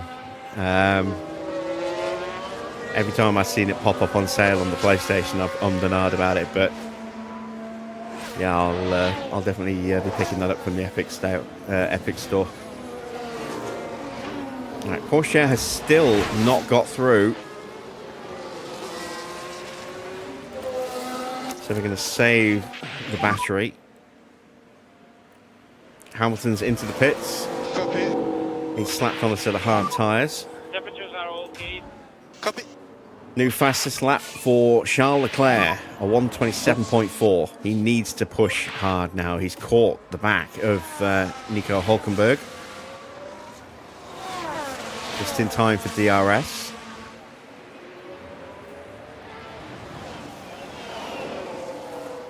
Mix in for his stop. Let's have a good one, please. It's 2.7. Ugh. That's not good.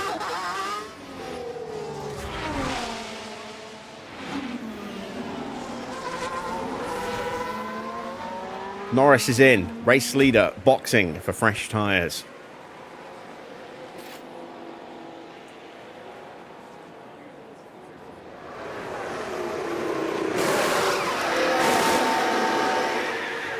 Decent stop. Clean. He's going to be still comfortably ahead of the Ferraris. Sainz hasn't even stopped yet.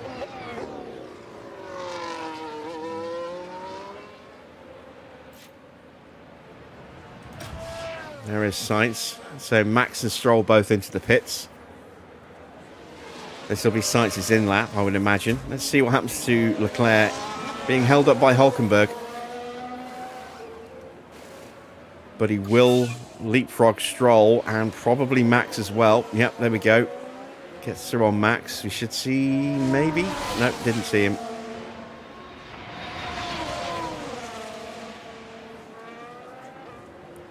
V, how you doing, dude?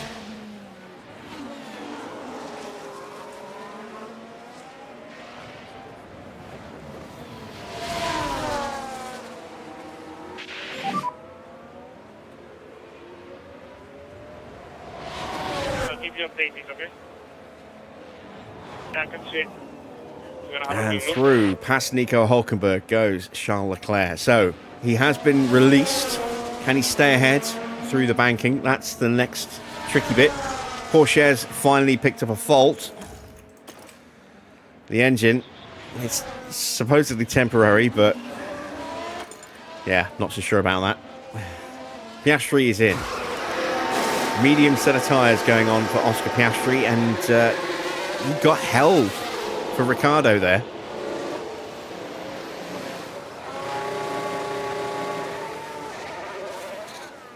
Yeah, I'm pretty good, V. It's a safe environment here. No chance of getting cluster bombed by Mojo.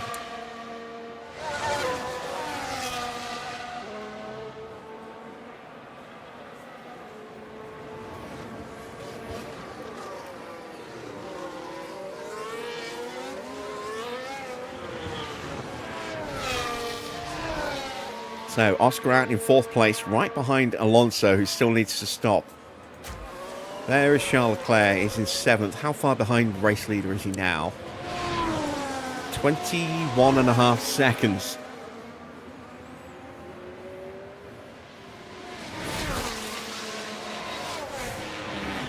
Is there no pit exit line? No, there is. It's just you don't tend to see it because of the camber in the road. Oh, maybe not.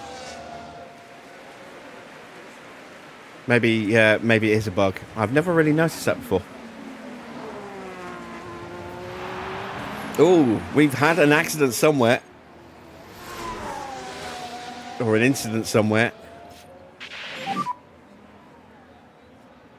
It's Alonso spinning out.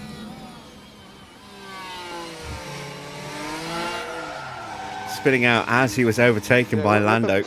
No, by Oscar.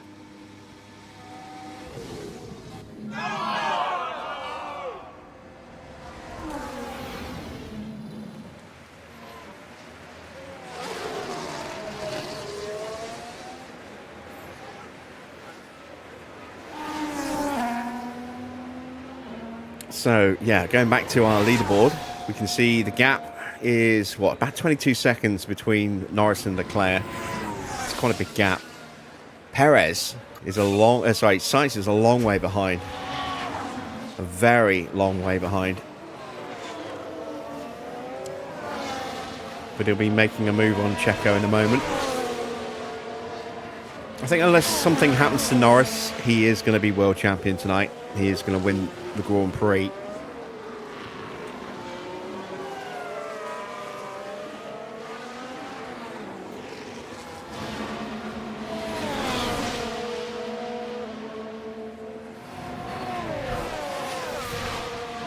Through to 11th place goes Carlos. He should be pretty quick on these soft tyres. Wouldn't be surprised if this becomes a purple lap. He is purple in the first sector. Not by much. Norris sets the fastest lap of a 1:26.2. Sainz is quicker in the middle sector by a tenth. It's going to come down to the final sector.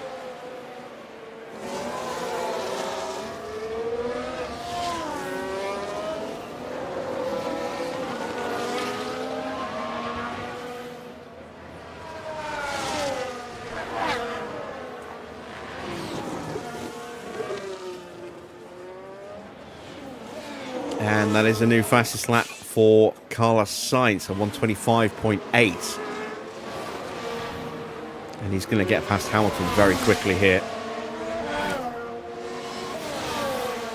Need a red flag for a big change in the pecking order. That or a safety car to close the field back up. As through goes Carlos. He'll have the DRS as well to pull away from Hamilton quickly. Saw a video that said upgrading the CFD and wind tunnel upgrades aren't worth it as expertise is more important. Yes and no.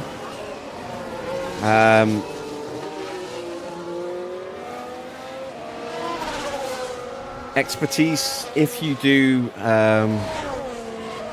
if you dump all your hours into a part and gain a load of expertise and then do another part straight after that, that next part will gain a lot of expertise and gain a lot of performance. But the part after that, assuming you don't dump any hours into it in that one as well, you won't get much in the way of gains at all. So short term, expertise is more important. Long term, over a full season, if you're making more than just 2 upgrade parts for each area of the car, you're going to want as much of a boost as you can from the other departments as well. Lost the gear, no gear. So, gearbox issues for Yuki Tsunoda rearing their head.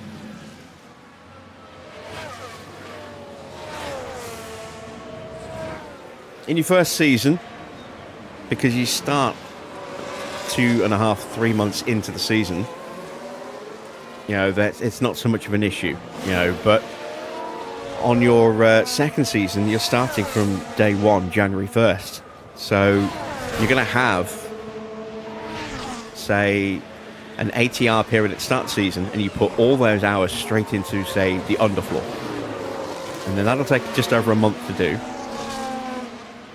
And so you get into February, and you build another underfloor. You won't have another ATR period yet, so there'll be no hours to put on it, but you'll have a lot of expertise gained from having all of your ATR hours going in to the previous one that you've just designed, and the expertise you picked up from that will then apply onto the next one. If you then make a third one and you don't put any hours into that third one, not going to get huge gains. You get little gains, very small gains.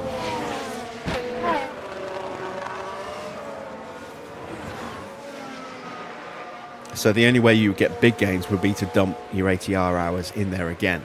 But you've got 6 different areas of the car and research that you need to spread that ATR across the whole season. So yeah, you can make some monster parts, but the rest of the car will suffer as a result. And the next year's car could suffer as well. It all depends on whether you want to play the game the way it's intended, or if you want to try and min-max and cheese everything. If you want to play it normally and play for the challenge, you're best ignoring guides, because most of them just try and focus on a very specific min-max strategy. Evening, Tony. Alright, let's check it back in with the front runners. So Norris leading by 9 seconds from Tsunoda, who's yet to stop. He's going one more lap. Leclerc is now 24 seconds behind him. Sainz is 33 seconds behind Norris. It's looking pretty good for Lando Norris. He's got a pit stop in hand over pretty much both of them at the moment.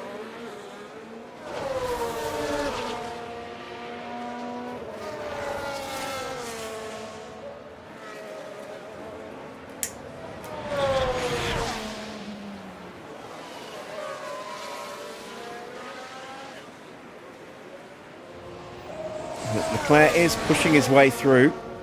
He's up to P6 and about to take P5 away from George Russell. Sainz is closing in on Max Verstappen, or trying to. Had a slow lap last lap, getting past Hulkenberg.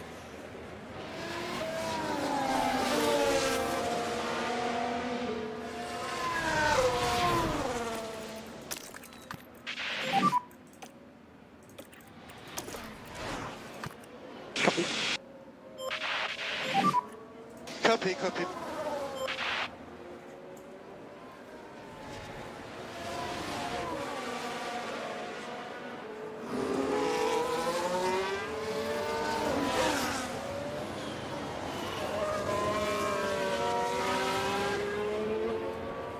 Yeah, long term it won't be the best way to do it. I mean, for the first couple of seasons you can get away with it, but once you get a big rules reset, then assuming that the AI, again, it also depends on what system you're playing on. If you're playing on a console and you can't do anything to stop the AI from forgetting to repair their facilities, then that's another thing you've got to take into account. If it's on PC, you can use the online database editor to flip a toggle in the settings in that so that the AI will actually repair their facilities and won't just let them fall into complete disrepair like Ferrari did when we joined Ferrari on the console.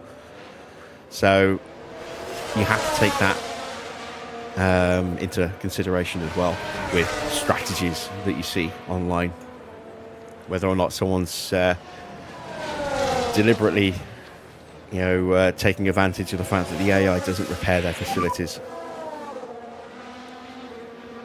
And then we've got a fault for Mick now. His ERS is playing up. We knew that was likely to happen soon as well. The system is rebooting, so we've got no battery at the moment.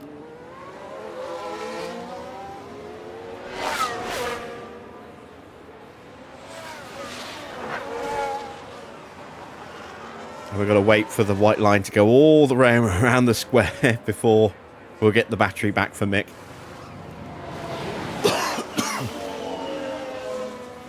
Yuki's into the pits. New set of tyres. He's onto a set of hards. And he might be able to go all the way there. We've got a yellow flag somewhere on track. Albon. Yellows. Copy. We've got a yellow flag here. Carries off track. So what's up?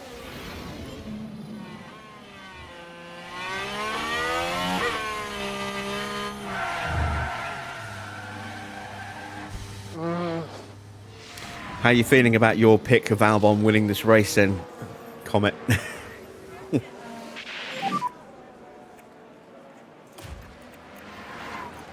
Copy. Okay.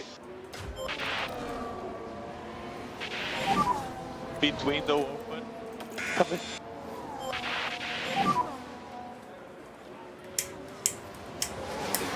Copy.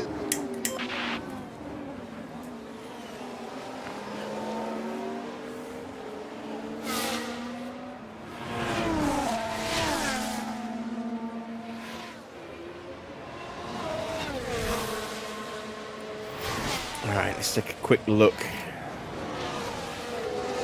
Pace for Charles Leclerc. He's on hard tyres at the moment, so there is potentially more pace to come from that car, but he's too far behind.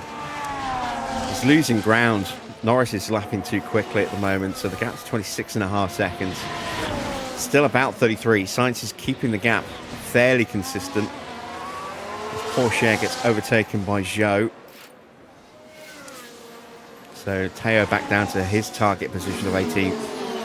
Mick still hanging on to 20th.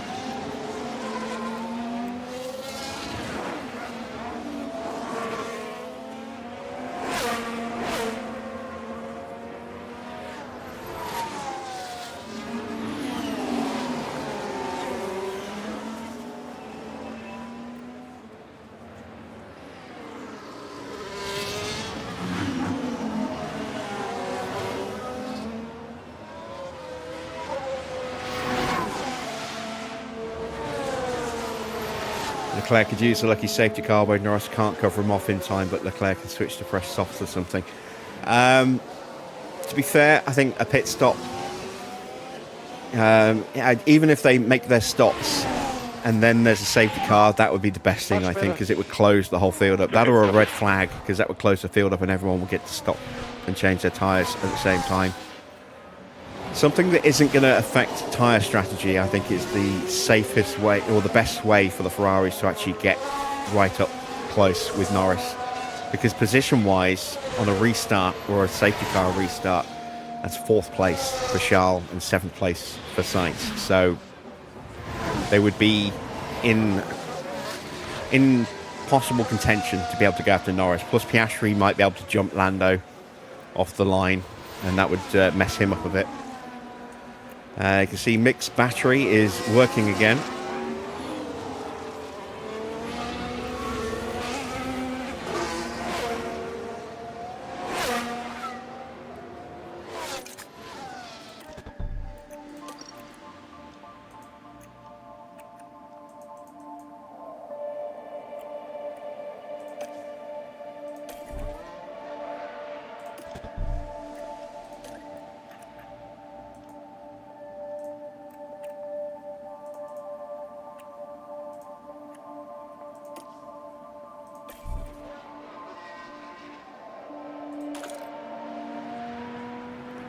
Make a couple of minor adjustments to our strategy.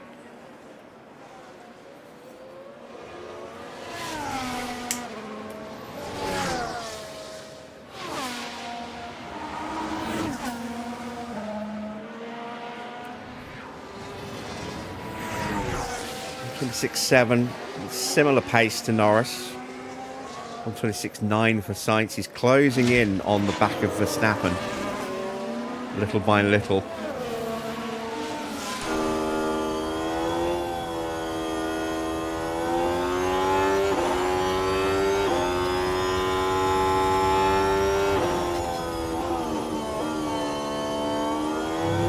It's not quite the explosive showdown I was hoping for, with 3 drivers still in contention for the title going into the start of this Grand Prix, but still half of the race to go. We're only on at half distance now, so anything could happen in the second half of this race.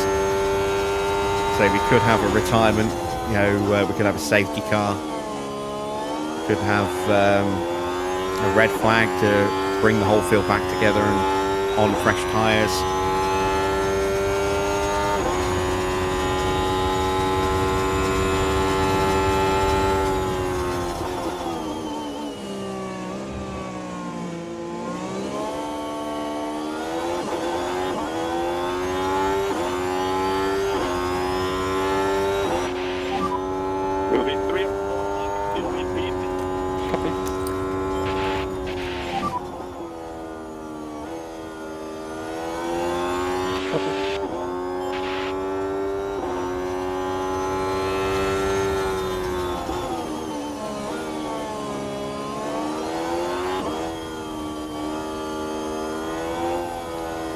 George now is going to act as a potential stumbling block unless he dives into the pits. No, he stays out.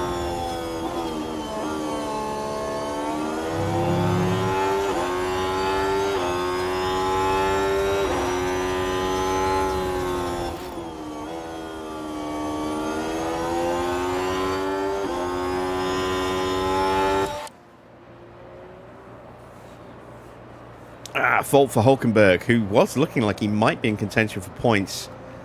That seems to have slipped away a bit.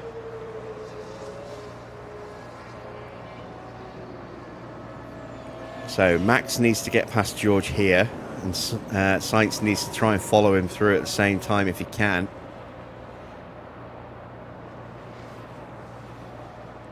Oh, look at that. 3 wide through the chicane. That's not good. Sainz is going to have a run on Russell, but it's going to be tricky to get through. Let's call Teo in for his second stop. And box. Is it going to be a lunge? Copy, box. It's not quite close enough to have the lunge.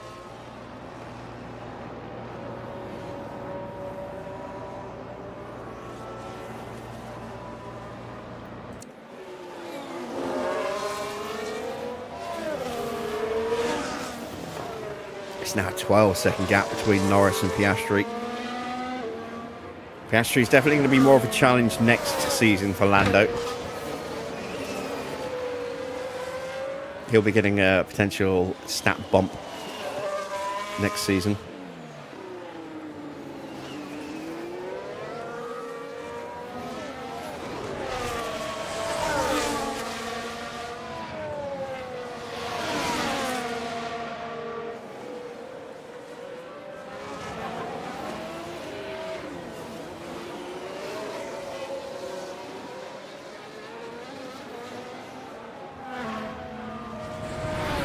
It's about 1.7, 1.8 kilos of fuel for a lap around this track.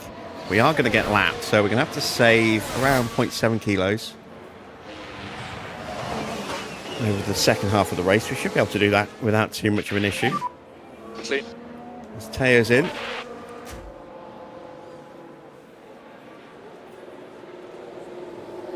We want a stop in the 2.2s, ideally.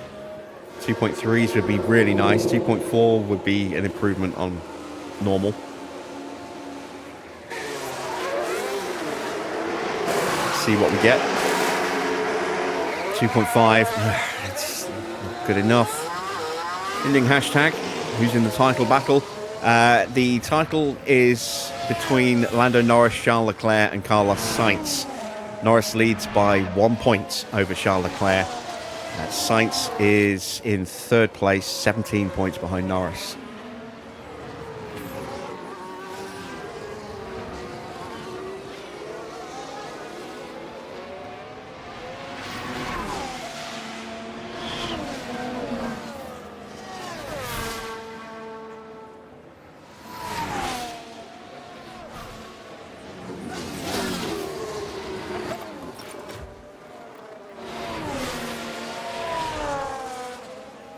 Sainz started this race from the back of the grid, so he's made good progress, but he's a long way off at the moment.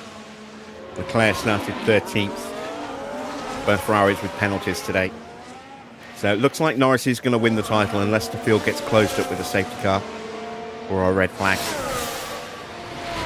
But still plenty of time to go. We're only on lap 32 out of 58.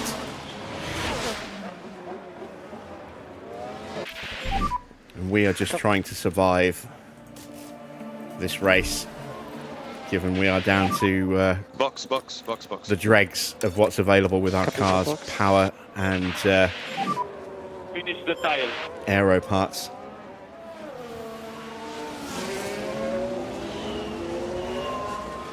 Am I doing the whole race at times 1 speed? Yes, we do every race at times 1. We speed up practice and we speed up little bits of qualifying here and there, but we run all the races and all the sprints at times 1. Oh, big fault for Tsunoda. The gear is strange. That gearbox is degrading. It was playing up a little bit earlier. Now it's in serious problems. And that will help Sainz and Leclerc, because they will have to get their way back past Tsunoda again. He's probably going to try and go to the end on those tyres. It's still a long way to go. But it will hurt his pace, that's for sure. Make him a much easier target to get through.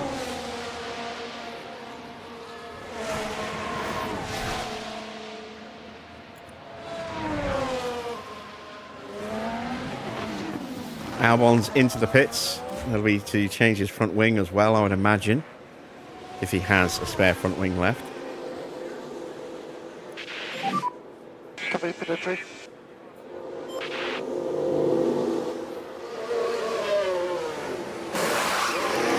It does not have a spare front wing, and that's a pretty good stop. We need much quicker stops than Williams.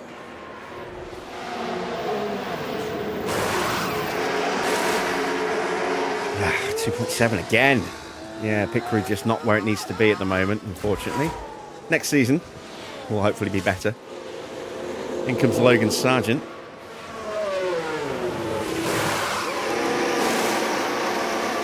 Again, a decent stop. Let's take a look at the leaderboards. So, we've been bumped off, as I expected we would be. There's Porsche's best time, 2.52. Williams in 16th and 20th. And Mick's the slowest of the lot today. Evening, cats. What mods do I have in use? We don't have many. We've got the extended UI mod. So we've got the wider timings, which also gives us sectors. We'll be changing this out for Mr. Only's updated leaderboard mod for next season to try that one out. Using Realistic Racing version 2, I know that's been updated to version 3. I'll be installing that for next season, for tomorrow. We'll be updating some of the liveries and stuff for tomorrow as well for the 2025 season. I'm running the JD Nissan mod pack for our team here, so we're running Nissan, and we're running the Tires are okay. Copy. the graphics mod, the ultimate graphical mod as well, to get nicer visuals.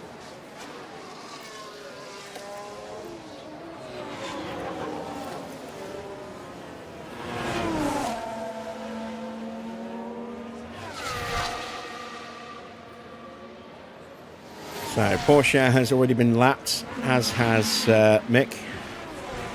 There you can see Norris. No, Piastri, sorry, our race leader. Norris has stopped. I didn't see him stop.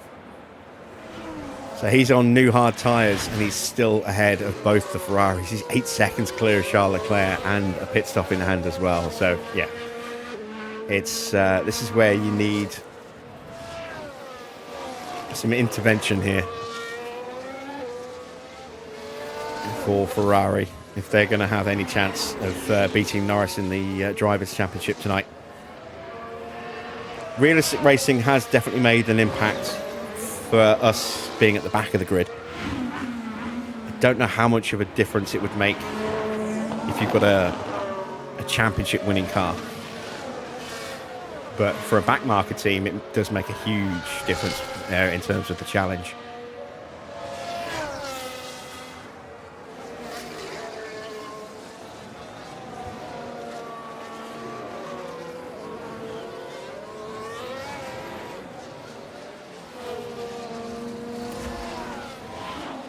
Sainz still behind Verstappen.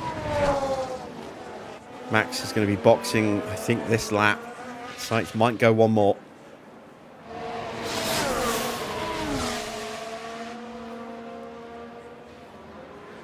Leclerc could also box this lap. Looking at his tyres, he might go one more as well.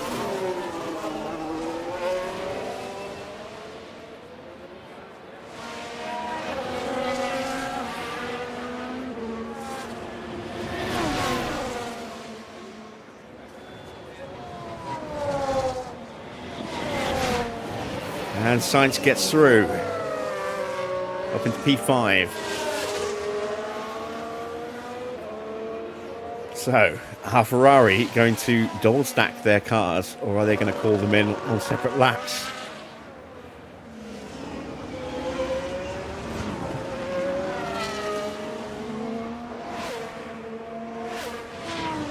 Leclerc's in.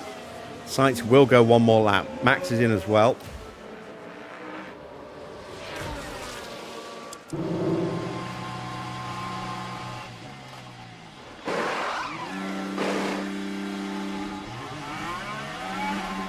Okay, stops for both teams.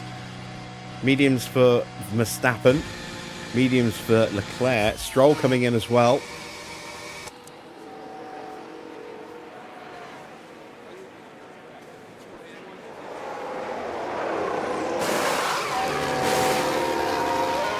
And that's not a bad stop.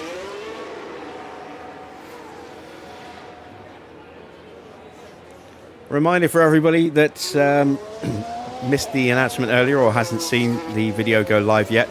There is a new logo tutorial available that went live earlier today.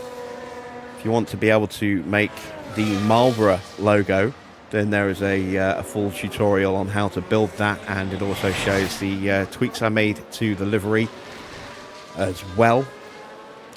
So check that out at your convenience.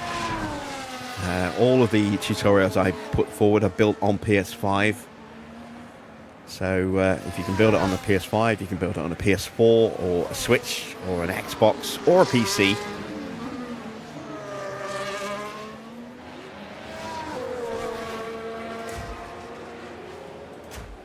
In comes Sainz. Has he done enough to clear his teammate? I don't think so. You never know. Hard tyres for Sainz to go to the end.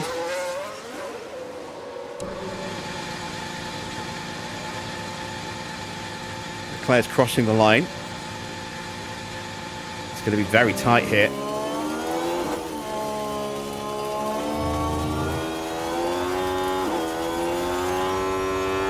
It's going to be very tight.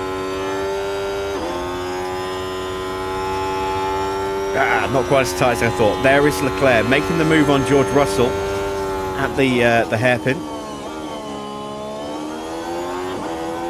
Russell just about hanging on for now, but Leclerc's about to punch through.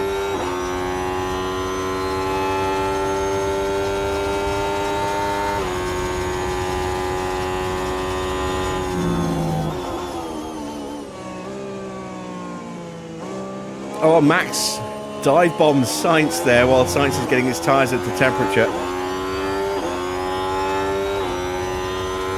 Can Sainz take the place back?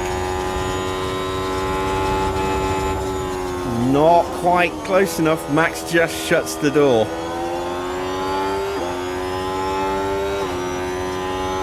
And Leclerc has got past Russell and is now straight onto the back of Hamilton, who also needs to stop again. Take a look at the gap to the leader then. So Norris leads Leclerc by 35 seconds. They're going to the end, both of them now. Sainz is 38 seconds behind, also going to the end.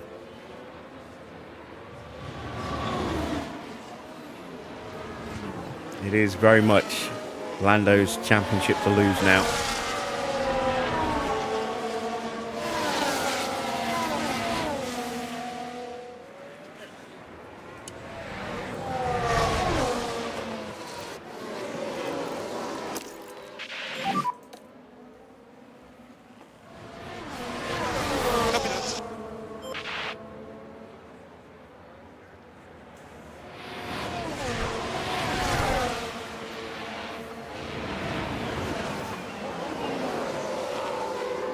Leclerc is through and away past both of the Mercedes now. Sainz gets back in front of Verstappen as Ricciardo boxes from second place.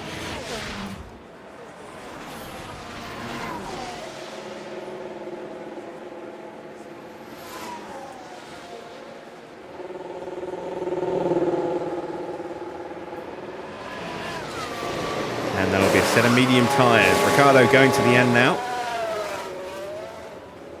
Should get out in front of his teammate as well. Tsunoda coming through, but with that seriously problematic gearbox, it will be close, but Ricciardo will have to place.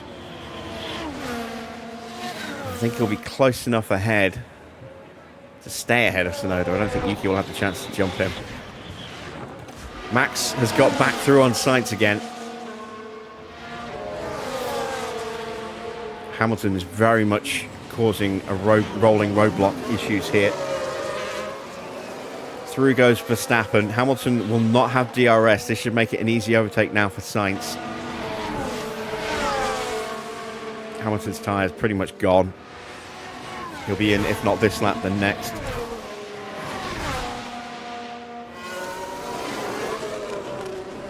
And Sainz through to 8th place again. A little bit of work to do to get back onto Verstappen.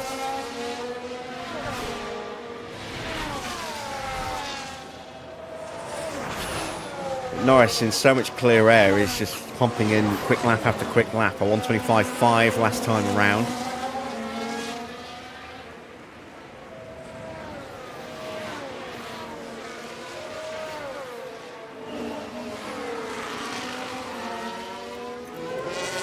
Okay, Porsche has caught up to Magnussen.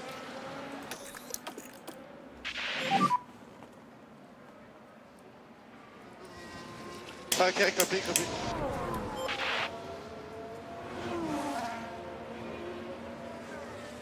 A reminder, we just need to finish 18th and 20th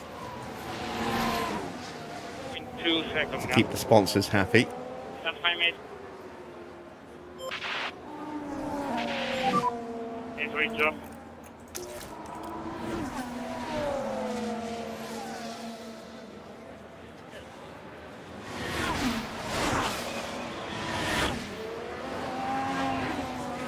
Oh, that's an escalation of the engine issue.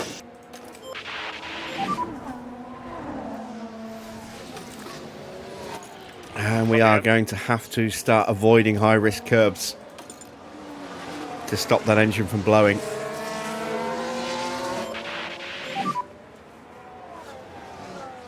Trying to avoid doing that, but no choice. Magnussen boxes. And through comes Piastri, past Mick Schumacher. Temperature's looking stable. Copy.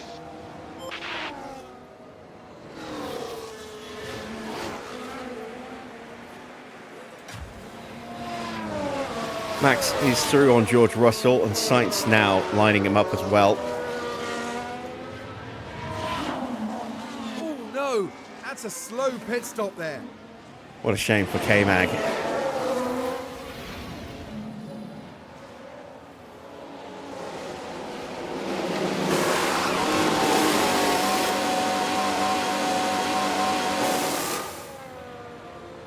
What happened?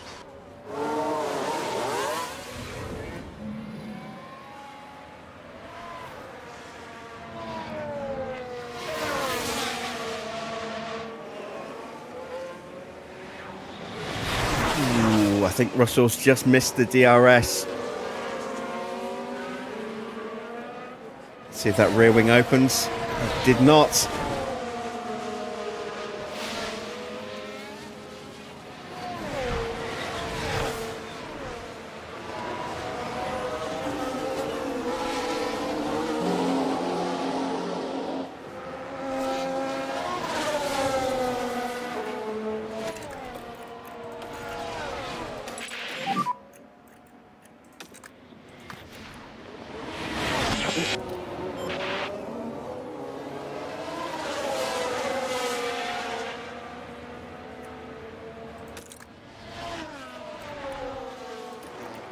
Let's try and make it easier for Mick to get through. Copy.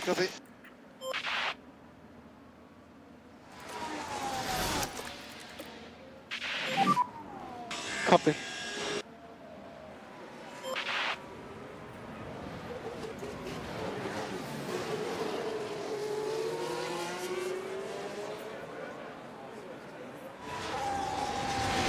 Clearly has a bit more pace in hand at the moment, given that Porsche's engine is really starting to struggle now. Let's go, come on. Eyes forward, come on.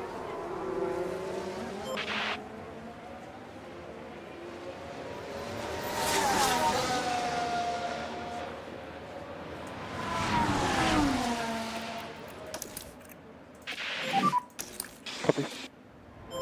There we go. Copy. update on the gap. It's 38 seconds to Norris now for Charles Leclerc, 41.5 seconds for Sainz. Like I said, without some kind of outside interference now of a red flag or a safety car, How are the times? this is Norris's title. Starting to feel the fronts a bit.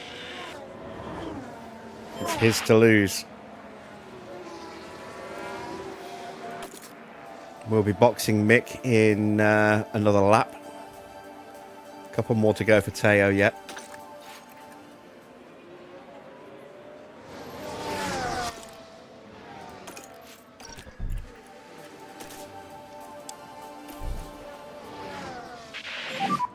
Box this lap. I stood box now.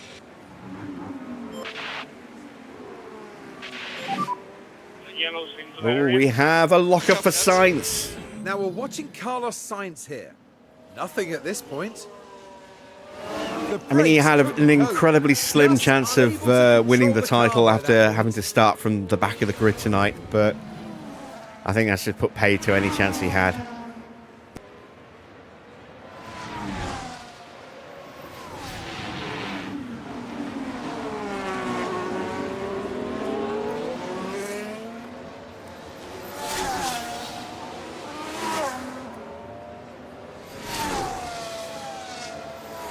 Ocon dives into the pits for a late stop. Albon's going to stop again.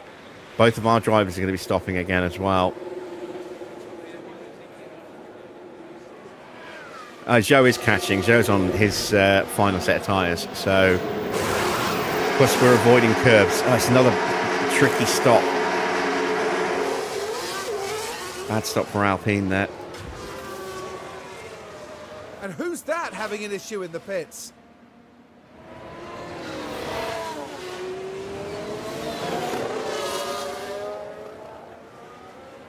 So through goes Daniel Ricciardo.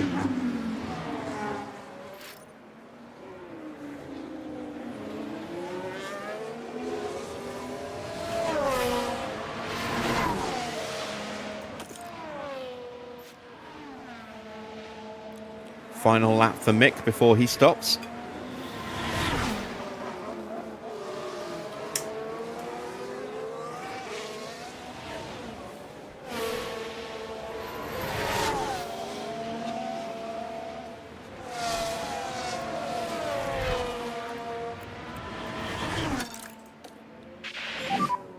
I'm trying to go faster.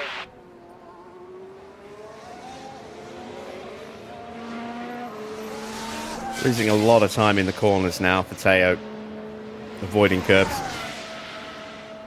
You have the feeling of a red flag. Well, there's a couple of cars that could collapse. We are one of them, unfortunately.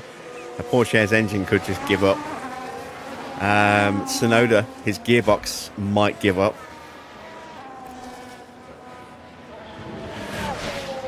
Albon's in for his final stop.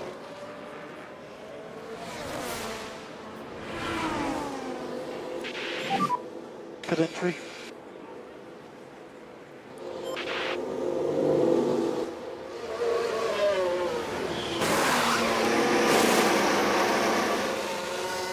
Not a bad stop for Williams there, but not great.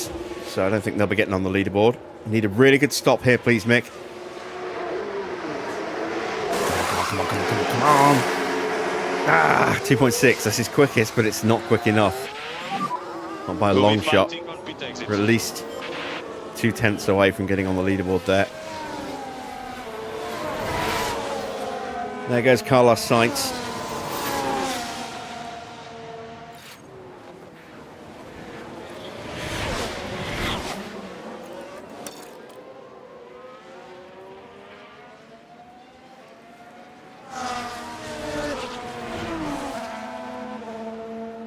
Let's see if we can maybe punch our way through past Magnussen here with a little bit of help from the Ferrari.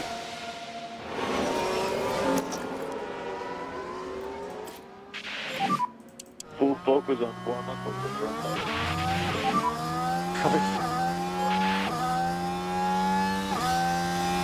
Jean goes through on Porsche. I don't think Porsche is going to be able to get 18th tonight now. Not with that engine issue hampering us.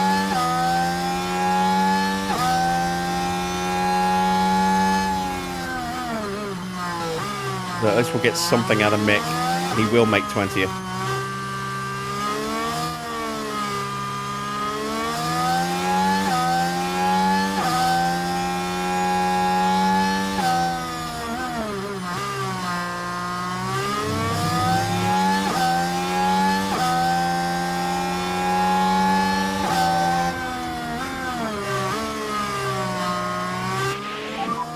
The tires are now in the window. Come on.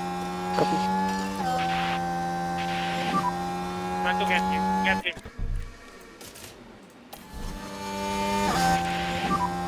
Box, box.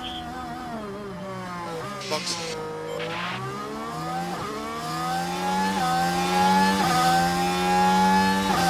Ah, fantastic. Magnussen did not get the DRS.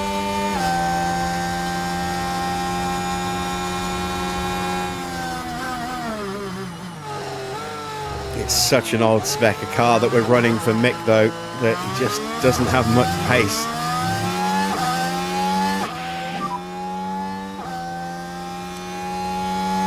And now we're going to watch out for Magnussen trying to come back at us. He has a look, but we shut it down. That's Sainz and Tsunoda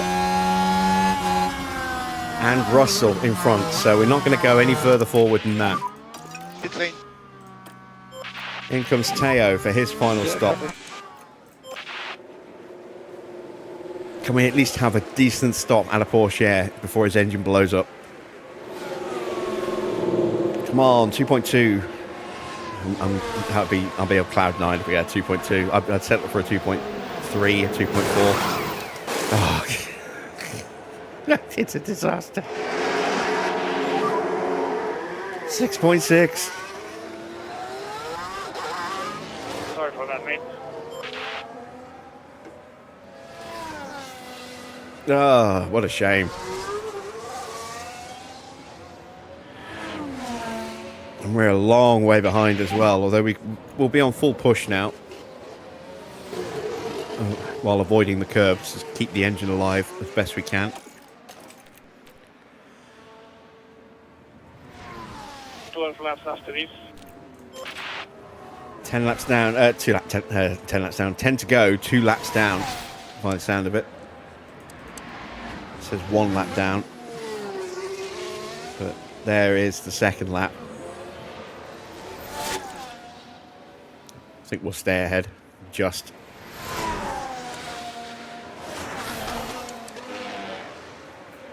But we're a long way off.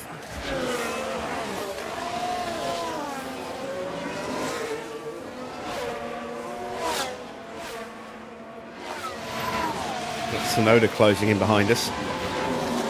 That might give Magnussen a chance to get back in front of us again.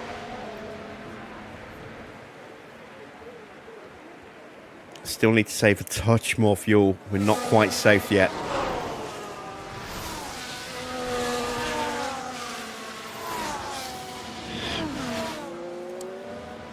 Leclerc is 40 seconds behind Norris. There's no way he's going to close up without help now. Same for Sainz. Sainz 51 seconds behind. Can Norris keep it on the road?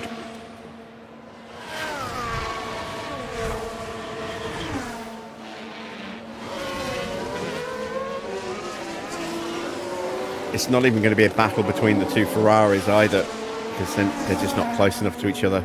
Sainz needed a win no matter what to have any chance. And even if he were to win and Leclerc stayed in fourth, that wouldn't be enough, I don't think.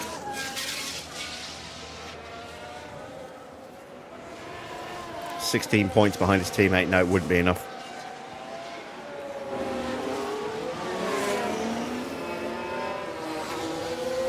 You've noticed Oscar's kind of gaining. Well, that's because Lando's punching through traffic at the moment. Oscar's in completely clean air. That'll change again. Norris has been, consistently quicker across the entire Grand Prix.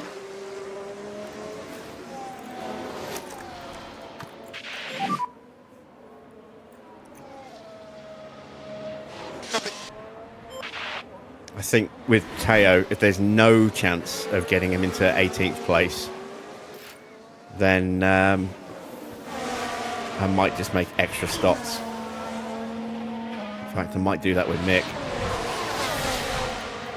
I'm going to do that with Mick. I'm going to take an extra stop. Big push now. Say Mick's target is 20th. It doesn't matter if you finish in 18th or in 19th or 20th, as long as we get 20th or above. Doesn't matter. And he's got, you know, big old gap back to his teammate.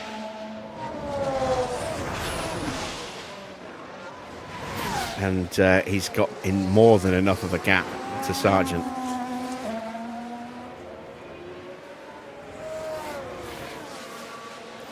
So, yeah, we'll roll the dice. We'll go for an extra stop with Mick. See if we can maybe somehow squeeze a quick stop. Are Williams even in the hunt for points tonight? No, they're not. But we need a 2.39 just to get on the board. Ugh. That's not likely to happen, I don't think. Copy. Same fuel. Copy.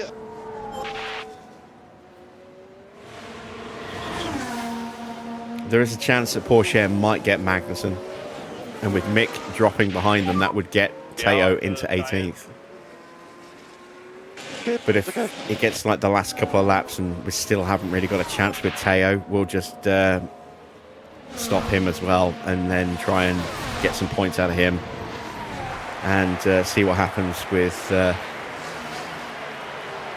at least we'll be banking some money with Mick.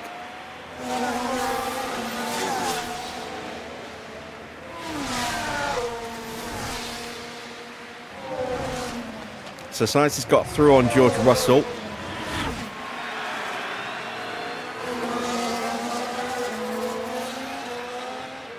Norris has the fastest lap as well for that extra security point. Not that he needs it at this stage.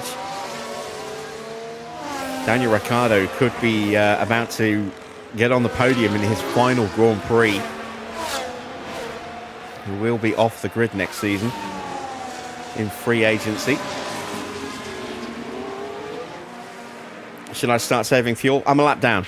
So as long as I've got 1.7 kilos, minus 1.7 kilos, I'm fine. Got 3.5 seconds.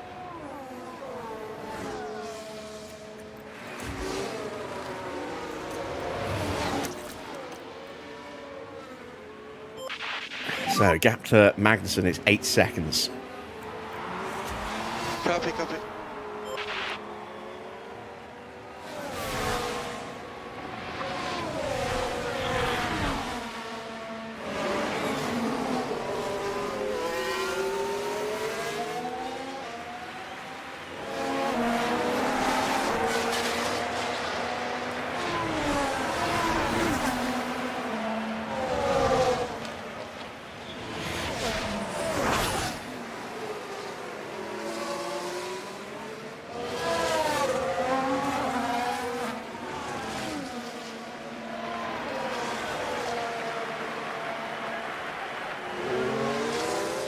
Now we could definitely be going quicker than this. So let's box this lap.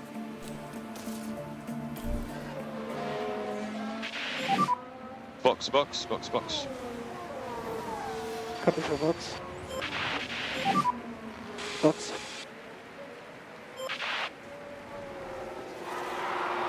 Come on, give me a 2.2. He's so kind to me and give me that 2.2.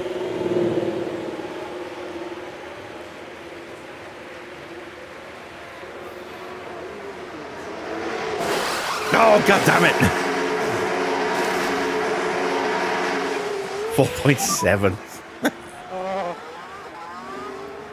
Sorry.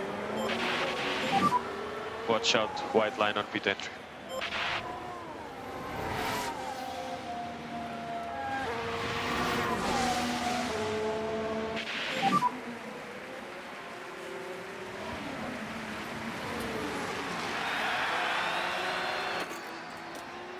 Seven to go.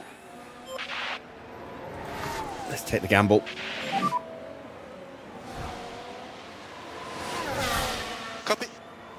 Hope that the engine doesn't destroy itself bouncing off the curves.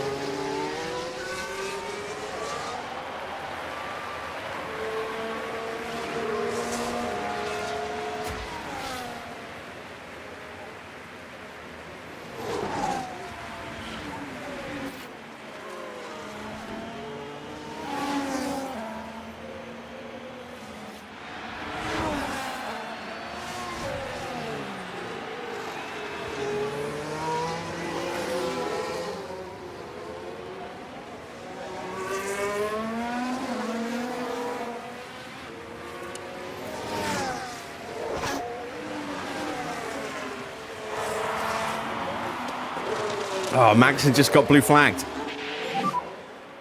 laps to go. Copy. 5 laps to go, including this one, and we are just 3 seconds behind.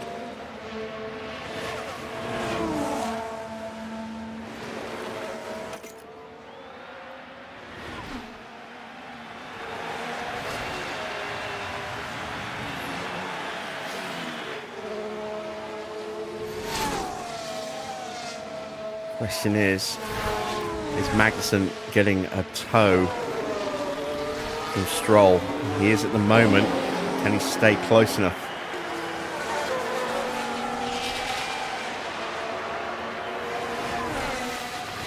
No, he's lost the DRS. He's getting a very distant slipstream at the moment, but he's lost the DRS. It's a new personal best lap here for Teo. Did a 1:26.4 last time round.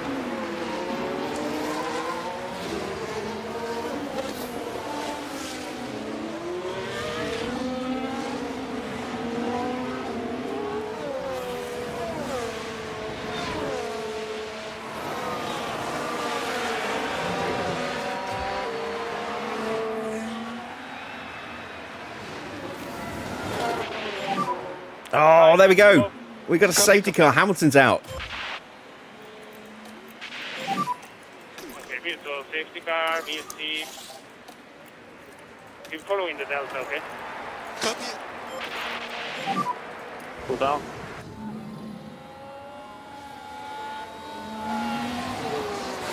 Hamilton laps Schumacher and then immediately drops it.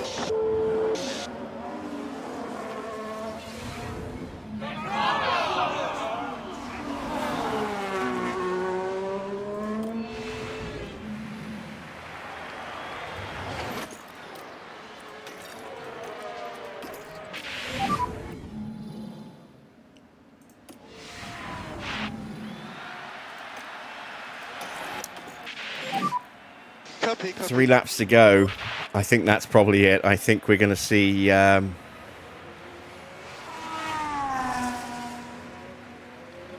we're going to wait. There's Norris.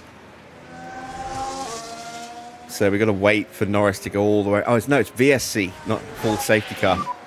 There's a big crash. What's the gap? Tempted to Still box quite a both few of my deliveries on drivers, track. but Copy. I don't know if we'll save enough time on the pit stop.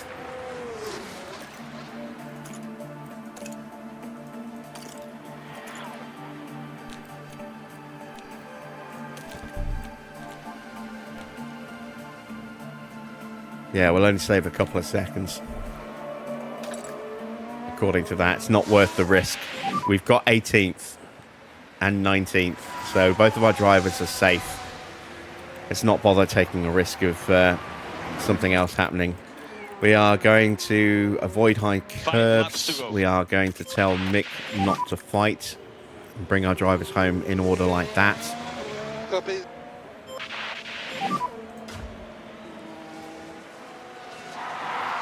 Copy. And we are just about going to scrape our cars home Copy. for the best we could do with sponsors. We're back underway. I'm not going to go chasing after Magnussen. I don't need to now. We've got another yellow flag. There's a collision down at the chicane.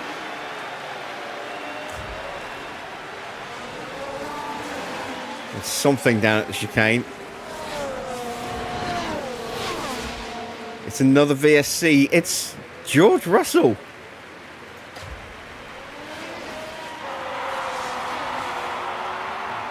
Something happened to George. Not seeing a replay popping up.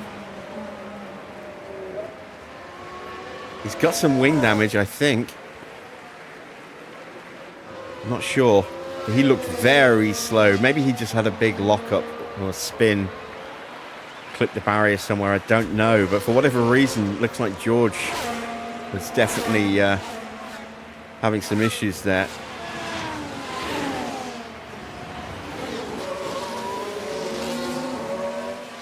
VSC's ending already. VSC ending. Copy, copy. DRS enabled. Okay. Head down now, try to get a good pace.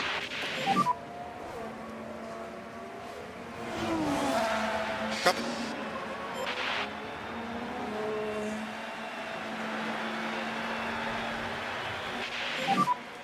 Enough. Okay, copy, copy.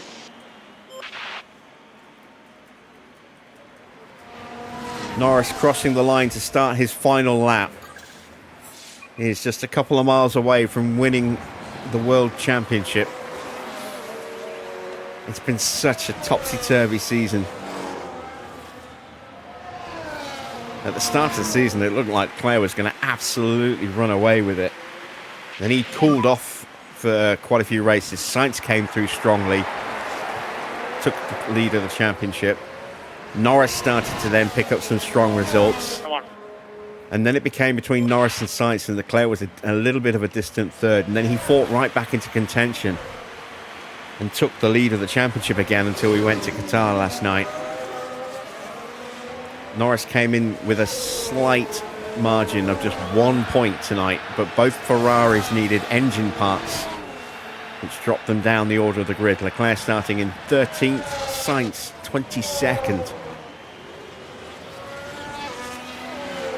And Norris has just controlled this race. He's just a few corners away now.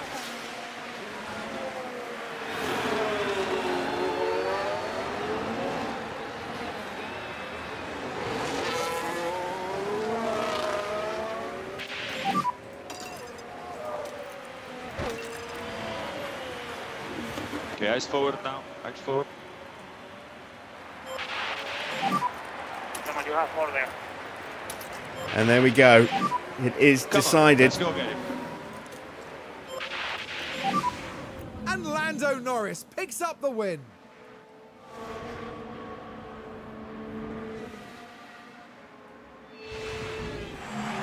Without doubt, a stellar performance. Something that'll be seen as a real highlight this season.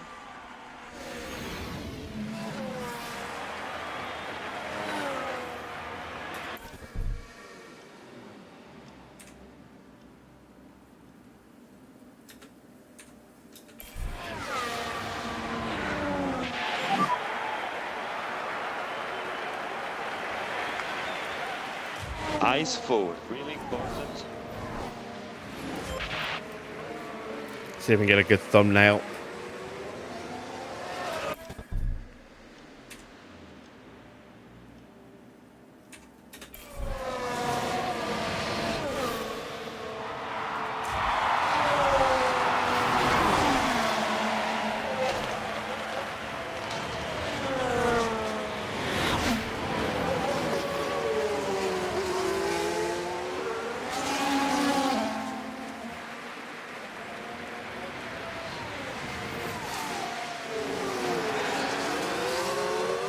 If I'd realised that Sargent was 2 laps down, I could have chanced an extra pit stop for both of my cars.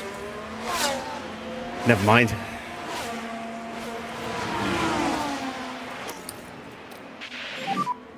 Copy.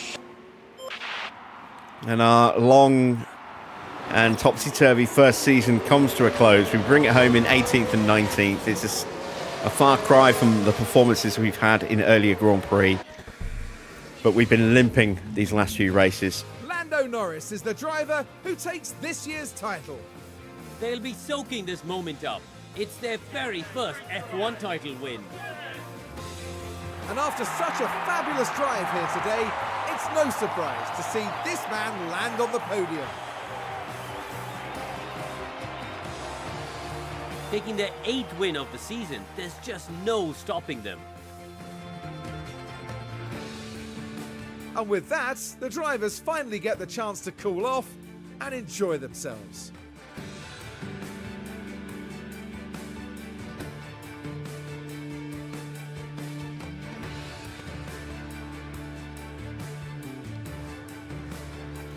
Well, Karun, how do you think they'll be feeling in the team garage at the end of that?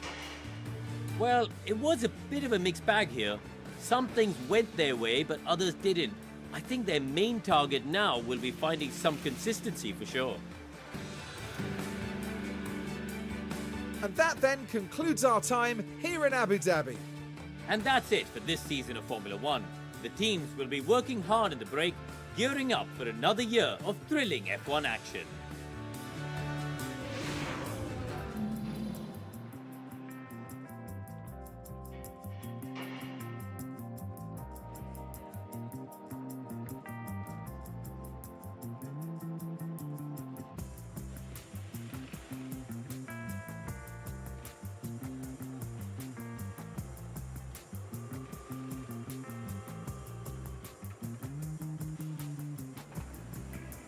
Confirmation then of the final results of the final race of the season. Lando Norris takes his 8th win of the season and gets the fastest lap as well for a perfect day for him. He finishes top of the World Drivers' Championship. He is the 2024 Drivers' Champion, and his teammate finishes in 2nd. His former teammate, Daniel Ricciardo, gets on the podium for his final Grand Prix, for now at least. Will we see Ricciardo return at some point in the future? He's not on the grid next year. This could be his final race. And what a great way to go out alongside his fellow countryman and former teammate and friend Lando. Really nice podium for Daniel there. Leclerc finishes in 4th place. His car has been a little bit erratic at times this year. He's had some awful reliability issues, but some amazing pace, and expect Ferrari to be very, very strong next year as well. Max finishes in 5th place, 16 places gained to finish in 6th for Carlos Sainz. He has been stellar this season. Couldn't leave Ferrari on a massive high, but 7 wins this season for Carlos Sainz. Only Leclerc and Norris, with their 8 wins apiece, scored more. So very, very strong season for Sainz. Was in contention for the title all the way up until the final Grand Prix of the season. He will move to Williams next season. George takes 7th place ahead of Lance Stroll. Yuki Tsunoda hangs on with his gearbox in pieces to finish in 9th. And Sergio Perez, in his final Grand Prix, gets the final point, 1 lap down. In 11th place, it's Fernando Alonso. 12th place for Nico Hülkenberg in his final race for Haas. Ocon, his replacement, finishes in 13th. Zhou in 14th, bowing out with a bit of a whimper, but Sauber haven't been great this year. Albon finishes in 15th. 16th for Valtteri. Not a great way for his season to come to an end, and his career for that matter. He will be going to Mercedes in a reserve role next season. What happens to him after that, who knows? Magnussen bowing out of the sport in 17th place tonight. Porsche, 18th place for him, 19th for Mick. Both cars having some issues during the race. Porsche's engine hanging on by a thread at the very end there. Logan Sargent will leave Formula One in 20th place today, 2 laps down. We will not see him next year. Will we see him in the future? Who knows? And then Pierre Gasly, bottom tonight in 21st. Alpine have been appallingly bad this year. Will we see any improvement from them next year? Well, they can't get any worse, really, can they? And then Hamilton, his last race for Mercedes is a bit of a miserable one. He retires, bringing out the first of 2 very late VSCs there. So let's take a look at the final standings. Lando champion with 477 points. Leclerc second, 462 points. 8 wins apiece for Norris and Leclerc. 2 sprint wins for both of them as well. Sainz finishes in third on 442 points. Oscar in fourth place on 302. Max fifth with 263. Tsunoda had 165 points. Ricciardo 156. Then it's George Russell on 123 in 8th. Perez in 9th in 95 points. Does not make the century in his final race there. Lance Stroll in 10th with 79 points. Hamilton on 44. Alonso on 31. Hulkenberg on 9. Porsche finishes with 5 points. Mick with 4. And it is 2 points for Alex Albon. 1 point for Valtteri. And then the non-scorers. Ocon from Gasly, Sargent from Zhou, who improves to 21st in the final race of the season, and it's Magnussen who will finish bottom with 0 points. Into the constructors, Ferrari already the constructors championship champions. They win on 904 points in the end, 779 points for McLaren. Red Bull in third, 358, only finishing 37 points ahead of RB in the end. RB have had a really strong season.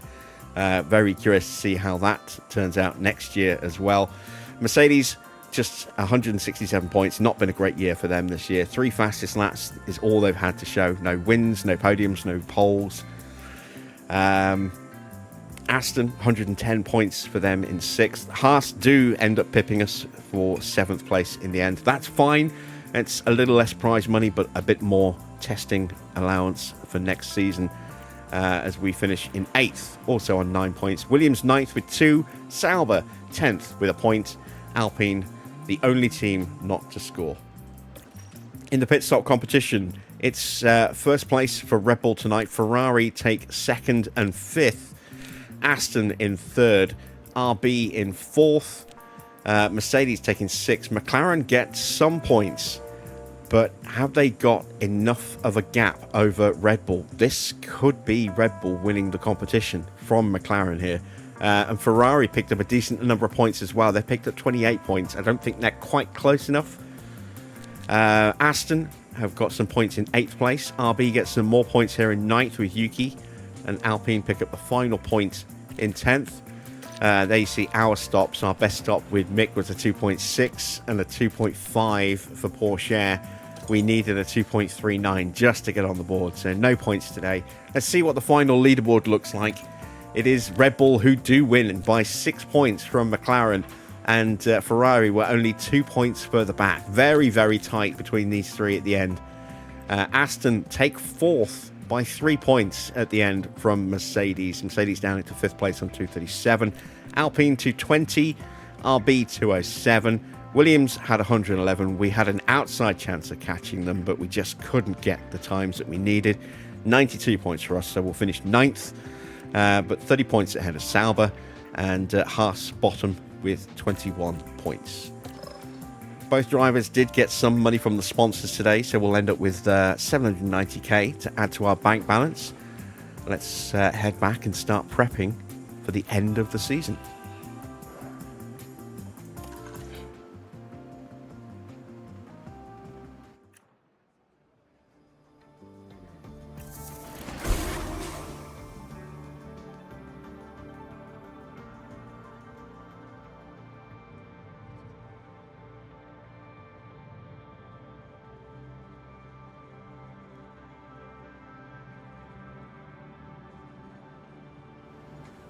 So confirmation of our 9th place finish in the DHL pit stop competition. 1.9 mil our reward. I actually thought we would get maybe around $1 million. So that's nearly double what I thought we were going to get. That's quite nice. I wonder what we would have got if we finished in 8th. So that's made no change to rally palliative. This always seems to just show low, regardless of their actual mentality and whoever's in there. So this is very much bugged in the coding, and it was like that on the console. It seems to be like that on the PC as well. So I always ignore this. Board have high confidence. That's good. We should get our season review very soon, a couple of weeks away. We have a little bit of work to get through. Here we see in the inbox, the season is at a close. The championships have been decided. We see Sainz third, Leclerc second, Lando Norris taking the Drivers' Championship. Ferrari winning the Constructors quite comfortably in the end from McLaren, Red Bull in third. There are the final standings at a quick glance there. Let's see who won the F2 Championship. Ollie Behrman ahead of Isaac Hadjar. Both of those two stepping up into Formula One next season. Behrman with Haas, Hadjar with RB. Pepe Marti takes third. Paul Aaron fourth. Jack Crawford in fifth, ahead of Hauger, Maloney, Taylor Barnard, Enzo Fittipaldi. Ritomo Miata, who will be joining us as our development driver, finished in 10th place. That's not too bad. Kimi Antonelli finished all the way down in 13th place. Colapinto in 14th. Bortoletto, the actual real-life champion, finished in 16th place. He'll be on the grid with Sauber next season.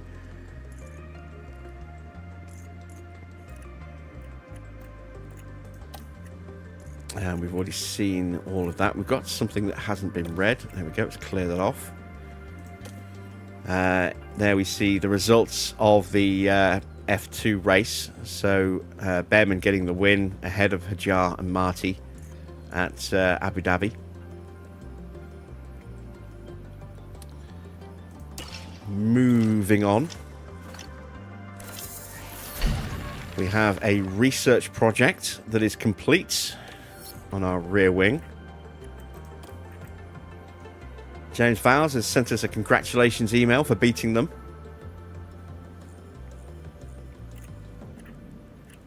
There's confirmation that our rear wing project is done. We don't have time to get another project started, but we do have some stuff that needs to be sorted out in here. Need to refurb this. It's going to take a month. Ah, damn it. It's going to take too long. How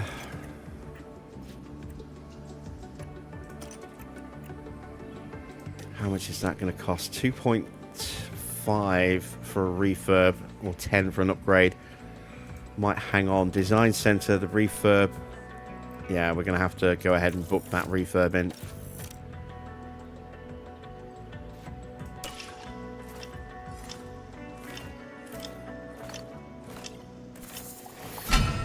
Alright, the wind tunnel is refurbed and ready for next season. We've got 4.5 mil in the bank. Don't really want to spend that just yet. Final staff survey results. Mick finished with positive mentality. Biggest issue was his car versus his teammate's car, but that's because we had the issue with running out of parts. My brain just shutting down for a moment then, which is why we had to run him in an old spec car. He'll be back to having equal machinery next season. Enthusiastic for Porsche. Biggest issue is his salary. Pedro finished positive. Powell is leaving us, so it doesn't matter if he finished in neutral. Full enthusiasm from Matt Harmon. He has been so happy here at Nissan this year. Dirk De Beer's been pretty happy all the way through as well. His biggest issue is car performance, but still enthusiastic overall. Aurelian's actually positive at the moment. That's impressive. He's usually been quite miserable most of the year. Tuka is quite happy. And then Nut will stay on as our commercial driver next season. Carlo going to Mercedes. Can you customize a race calendar in F1 Manager 24? Depends. To a degree, yes, but not full customization unless you're starting a brand new save file on the PC. On either console or PC. When you start a new creator team season, you can define the calendar exactly how you want it. Out of the 24 races, you can choose how many of those you want to run. Got to run a minimum of 8 races, I think. Has to be one in each ATR period. Each sponsor period. So I think it's a minimum of 8 races. and you can choose whether to have sprints or not, or how many sprints you want. And then once you set those, that's it. And then all you get to do at the end of a season is do a partial shuffle or a full shuffle. So you'll get either 30% of the calendar will get moved around a bit, or most of the calendar will get moved around a bit. The number of sprints won't change from what you set at the start of your creator team, but that will be it, unless you're on PC. Now, if you're on PC, if I just turn on my TV display, then you can go to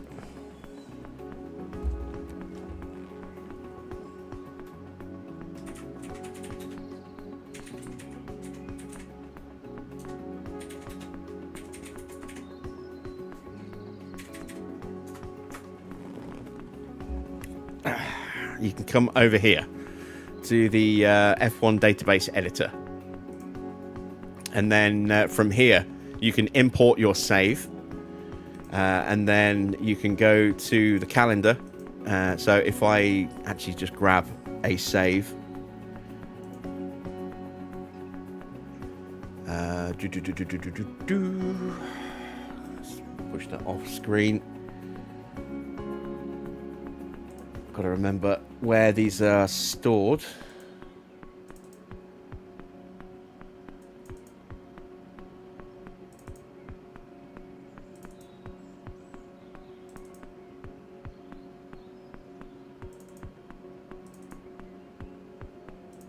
There we go. So let's take, well, tell you what, let's actually save our game.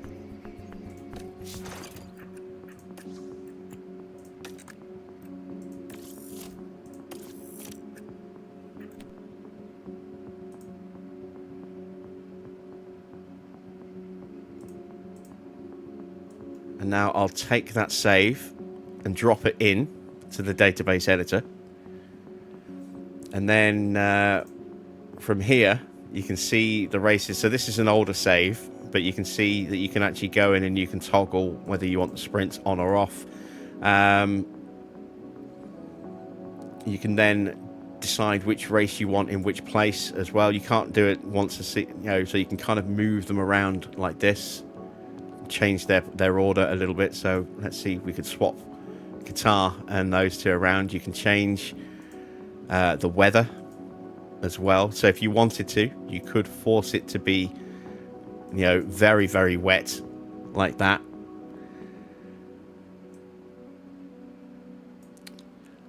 Your save games don't appear in the folder.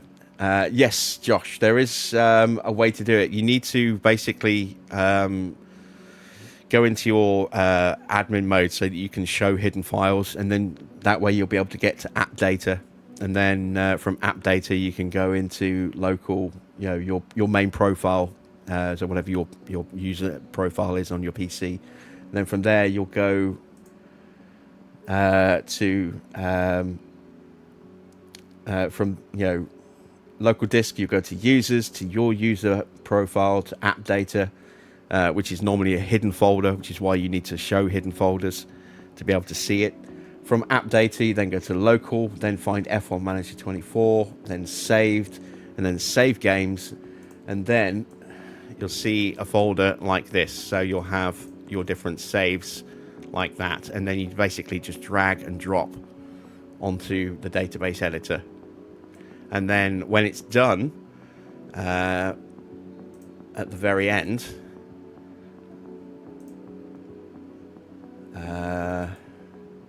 you will have somewhere, it's been a little while since I've been on here, but you'll have, there we go, down here.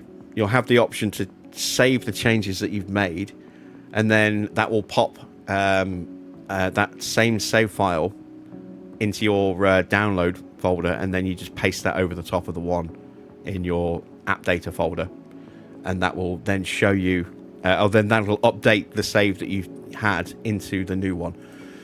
But there are always risks when you do that. If you go onto the database editor website, or go on to overtake.gg.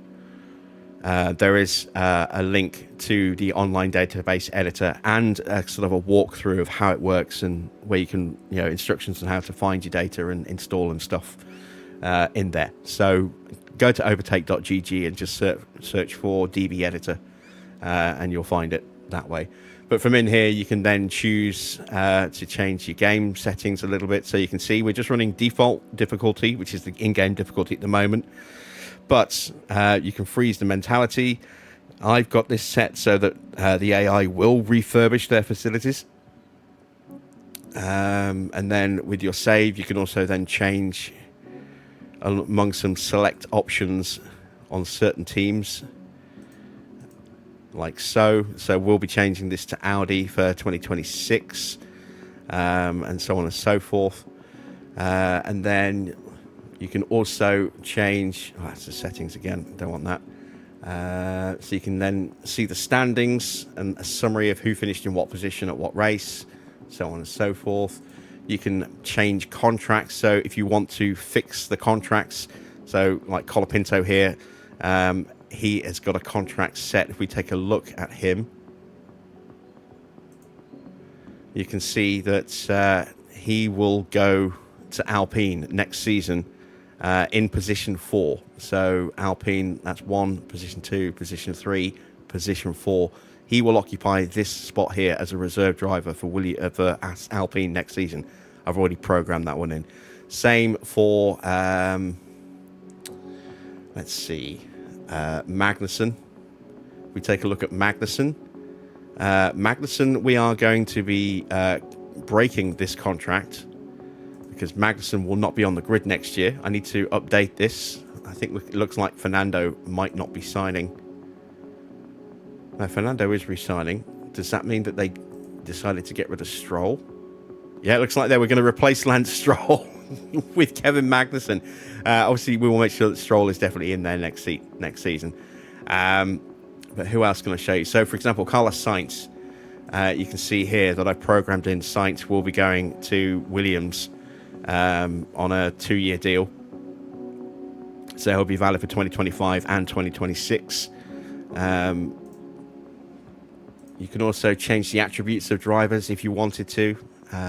You can mess around with teams a little bit, so you can change how their car is, the level of their facilities, their budget, their objectives, their cost cap, etc. You can even change which engine they have, and you can also even put in custom engines as well, although that I haven't messed around with too much yet.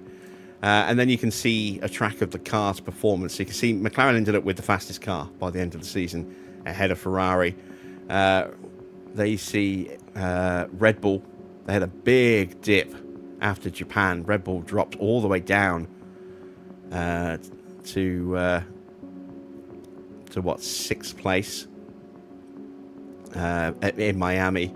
And here's RB, and you can see RB just got ahead and then stayed ahead of Red Bull the whole way, and they ended up with the 3rd best car until the very end, when they were kind of tied with Mercedes.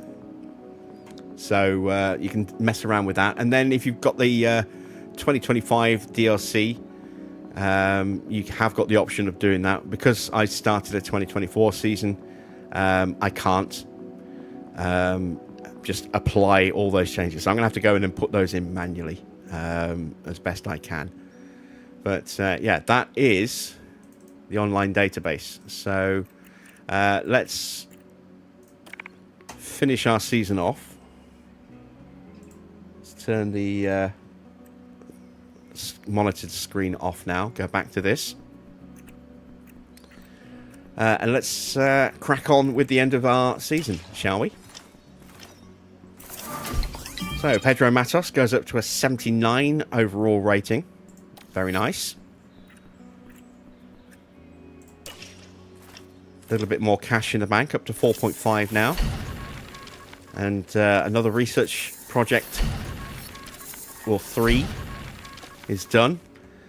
We're almost at the very end of the season now. It's the 27th of December, so not much left to do. You can see that was our wind tunnel there. This is where we'll get our season review, the end of the ATR period, which we've already spent the hours on. Driver contracts with Carlo ending and Power and Rivera ending. We'll get our board assessment, and then we'll be moving into season 2 tomorrow night. So let's continue.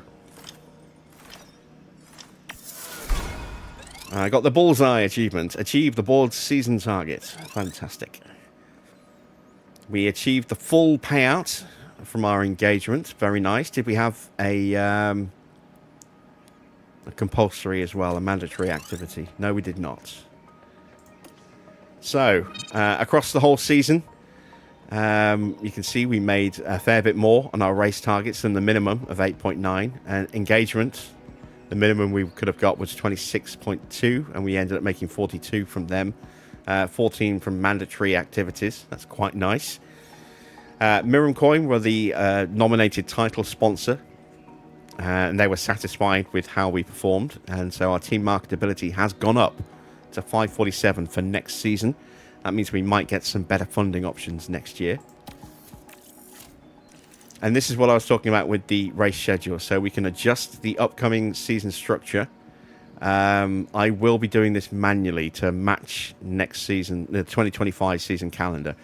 So I'm going to just click none on this now, but you could do partial, and so some of the races would get reshuffled, but it would only reshuffle which races were which. It would shuffle potentially the sprints, but not change the number of sprints, and it would not change the number of races.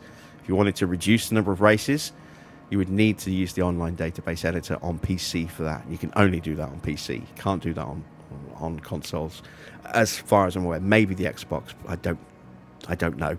I've never had an Xbox, so I couldn't say. But you definitely can't use it on the PlayStation or the Switch. Well, you could go for a full race schedule adjustment. This will have most races rescheduled, not all of them. And again, highly likely that you'll end up with sprints at weird places, but it won't change the number of sprints from the previous season. So if you have 6, you're guaranteed to have 6 sprints next year. They just might not be in the same places in the calendar, and they might not be at the same tracks either. You could end up with multiple sprints back to back. You could start the season with a sprint, all sorts of things. But as I say, I'm going to be manually selecting the calendar based around the actual 2025 calendar in the editor tonight. So I'm just going to leave that as none. Next season, we'll probably reshuffle it a bit. Or the season after that. Confirmation that Mick finished in 15th in the championship with 4 points. 14th and 5 points for Teo. And we finished 8th overall with 9 points. We have a 1-star rating. Okay. Our long-term objective, which still has 4 more seasons to go, we actually managed to do a quarter of it in one season. That will obviously reset for next year. So we're back down to 0 of 12 again. But pretty good start to the year. So, best driver's position was 14th for Teo. The team principal rating, that's me, has gone up by 200 points. I'm now rated at 450 points after 1 season. No points in the constructors gained. No driver points gained. No heritage points gained. But our team rating's gone from 0 to 190. That's not too bad. Board finished the season with high confidence. That's another $1.5 million in our bank balance. And there we go. So we have 6.1 mil in the bank at the end of the season.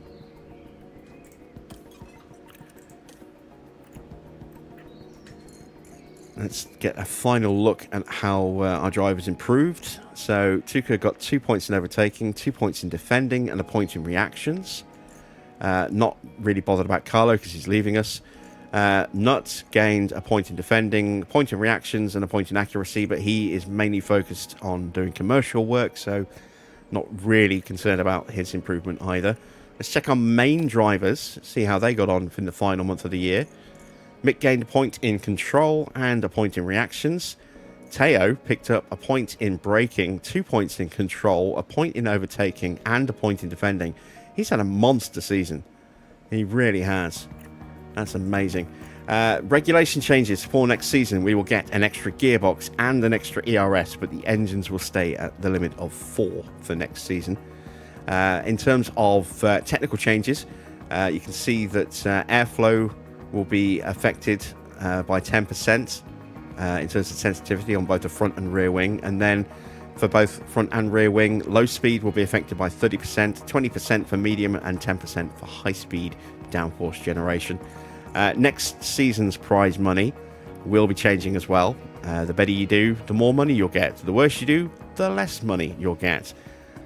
So yeah, that will kick in for next season's prize money. I'm not sure how much we're going to get this year. We finished in 8th, so we will have got 7.5% of the pot. If we finish 8th again, we'll lose an extra 0.2% next year. But hopefully we'll be finishing maybe here next season. Maybe, if we're lucky. Yeah, time will tell, I suppose. And that is where we are going to end it for tonight. I need to make some changes in the database editor ready for tomorrow. So I'll get those done. And then tomorrow we'll have some new liveries on the grid. We'll have some new driver moves. We'll have some new staff moves. And yeah, we'll see what happens beyond that. But that's it for 2024. We'll be back tomorrow at the usual time of 8 p.m. for the start of 2025. Hopefully I'll see you there. A reminder as well that the Marlboro logo tutorial is now live on the channel. We also had the next episode of American Adventures go live today, where I started learning how to drive stick. So that's definitely worth a watch. And there'll be another episode in a couple of days. And then we'll try and get some more construction sim out soon as well. I've got to do some more recording on that. Might not be anything tomorrow. We'll see.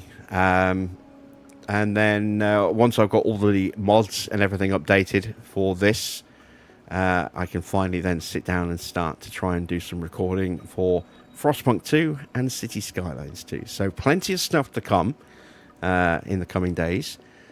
Do keep your eyes open for that. If you have enjoyed tonight's race, then a thumbs up would be much appreciated. If you haven't yet subscribed, why not consider subscribing for more videos and live streams, and hit that bell to be notified when those live streams start and those videos go live. Until then, that's it from me. Thanks for watching. I am Jim Bob, and I'll be back with more F1 Manager very soon.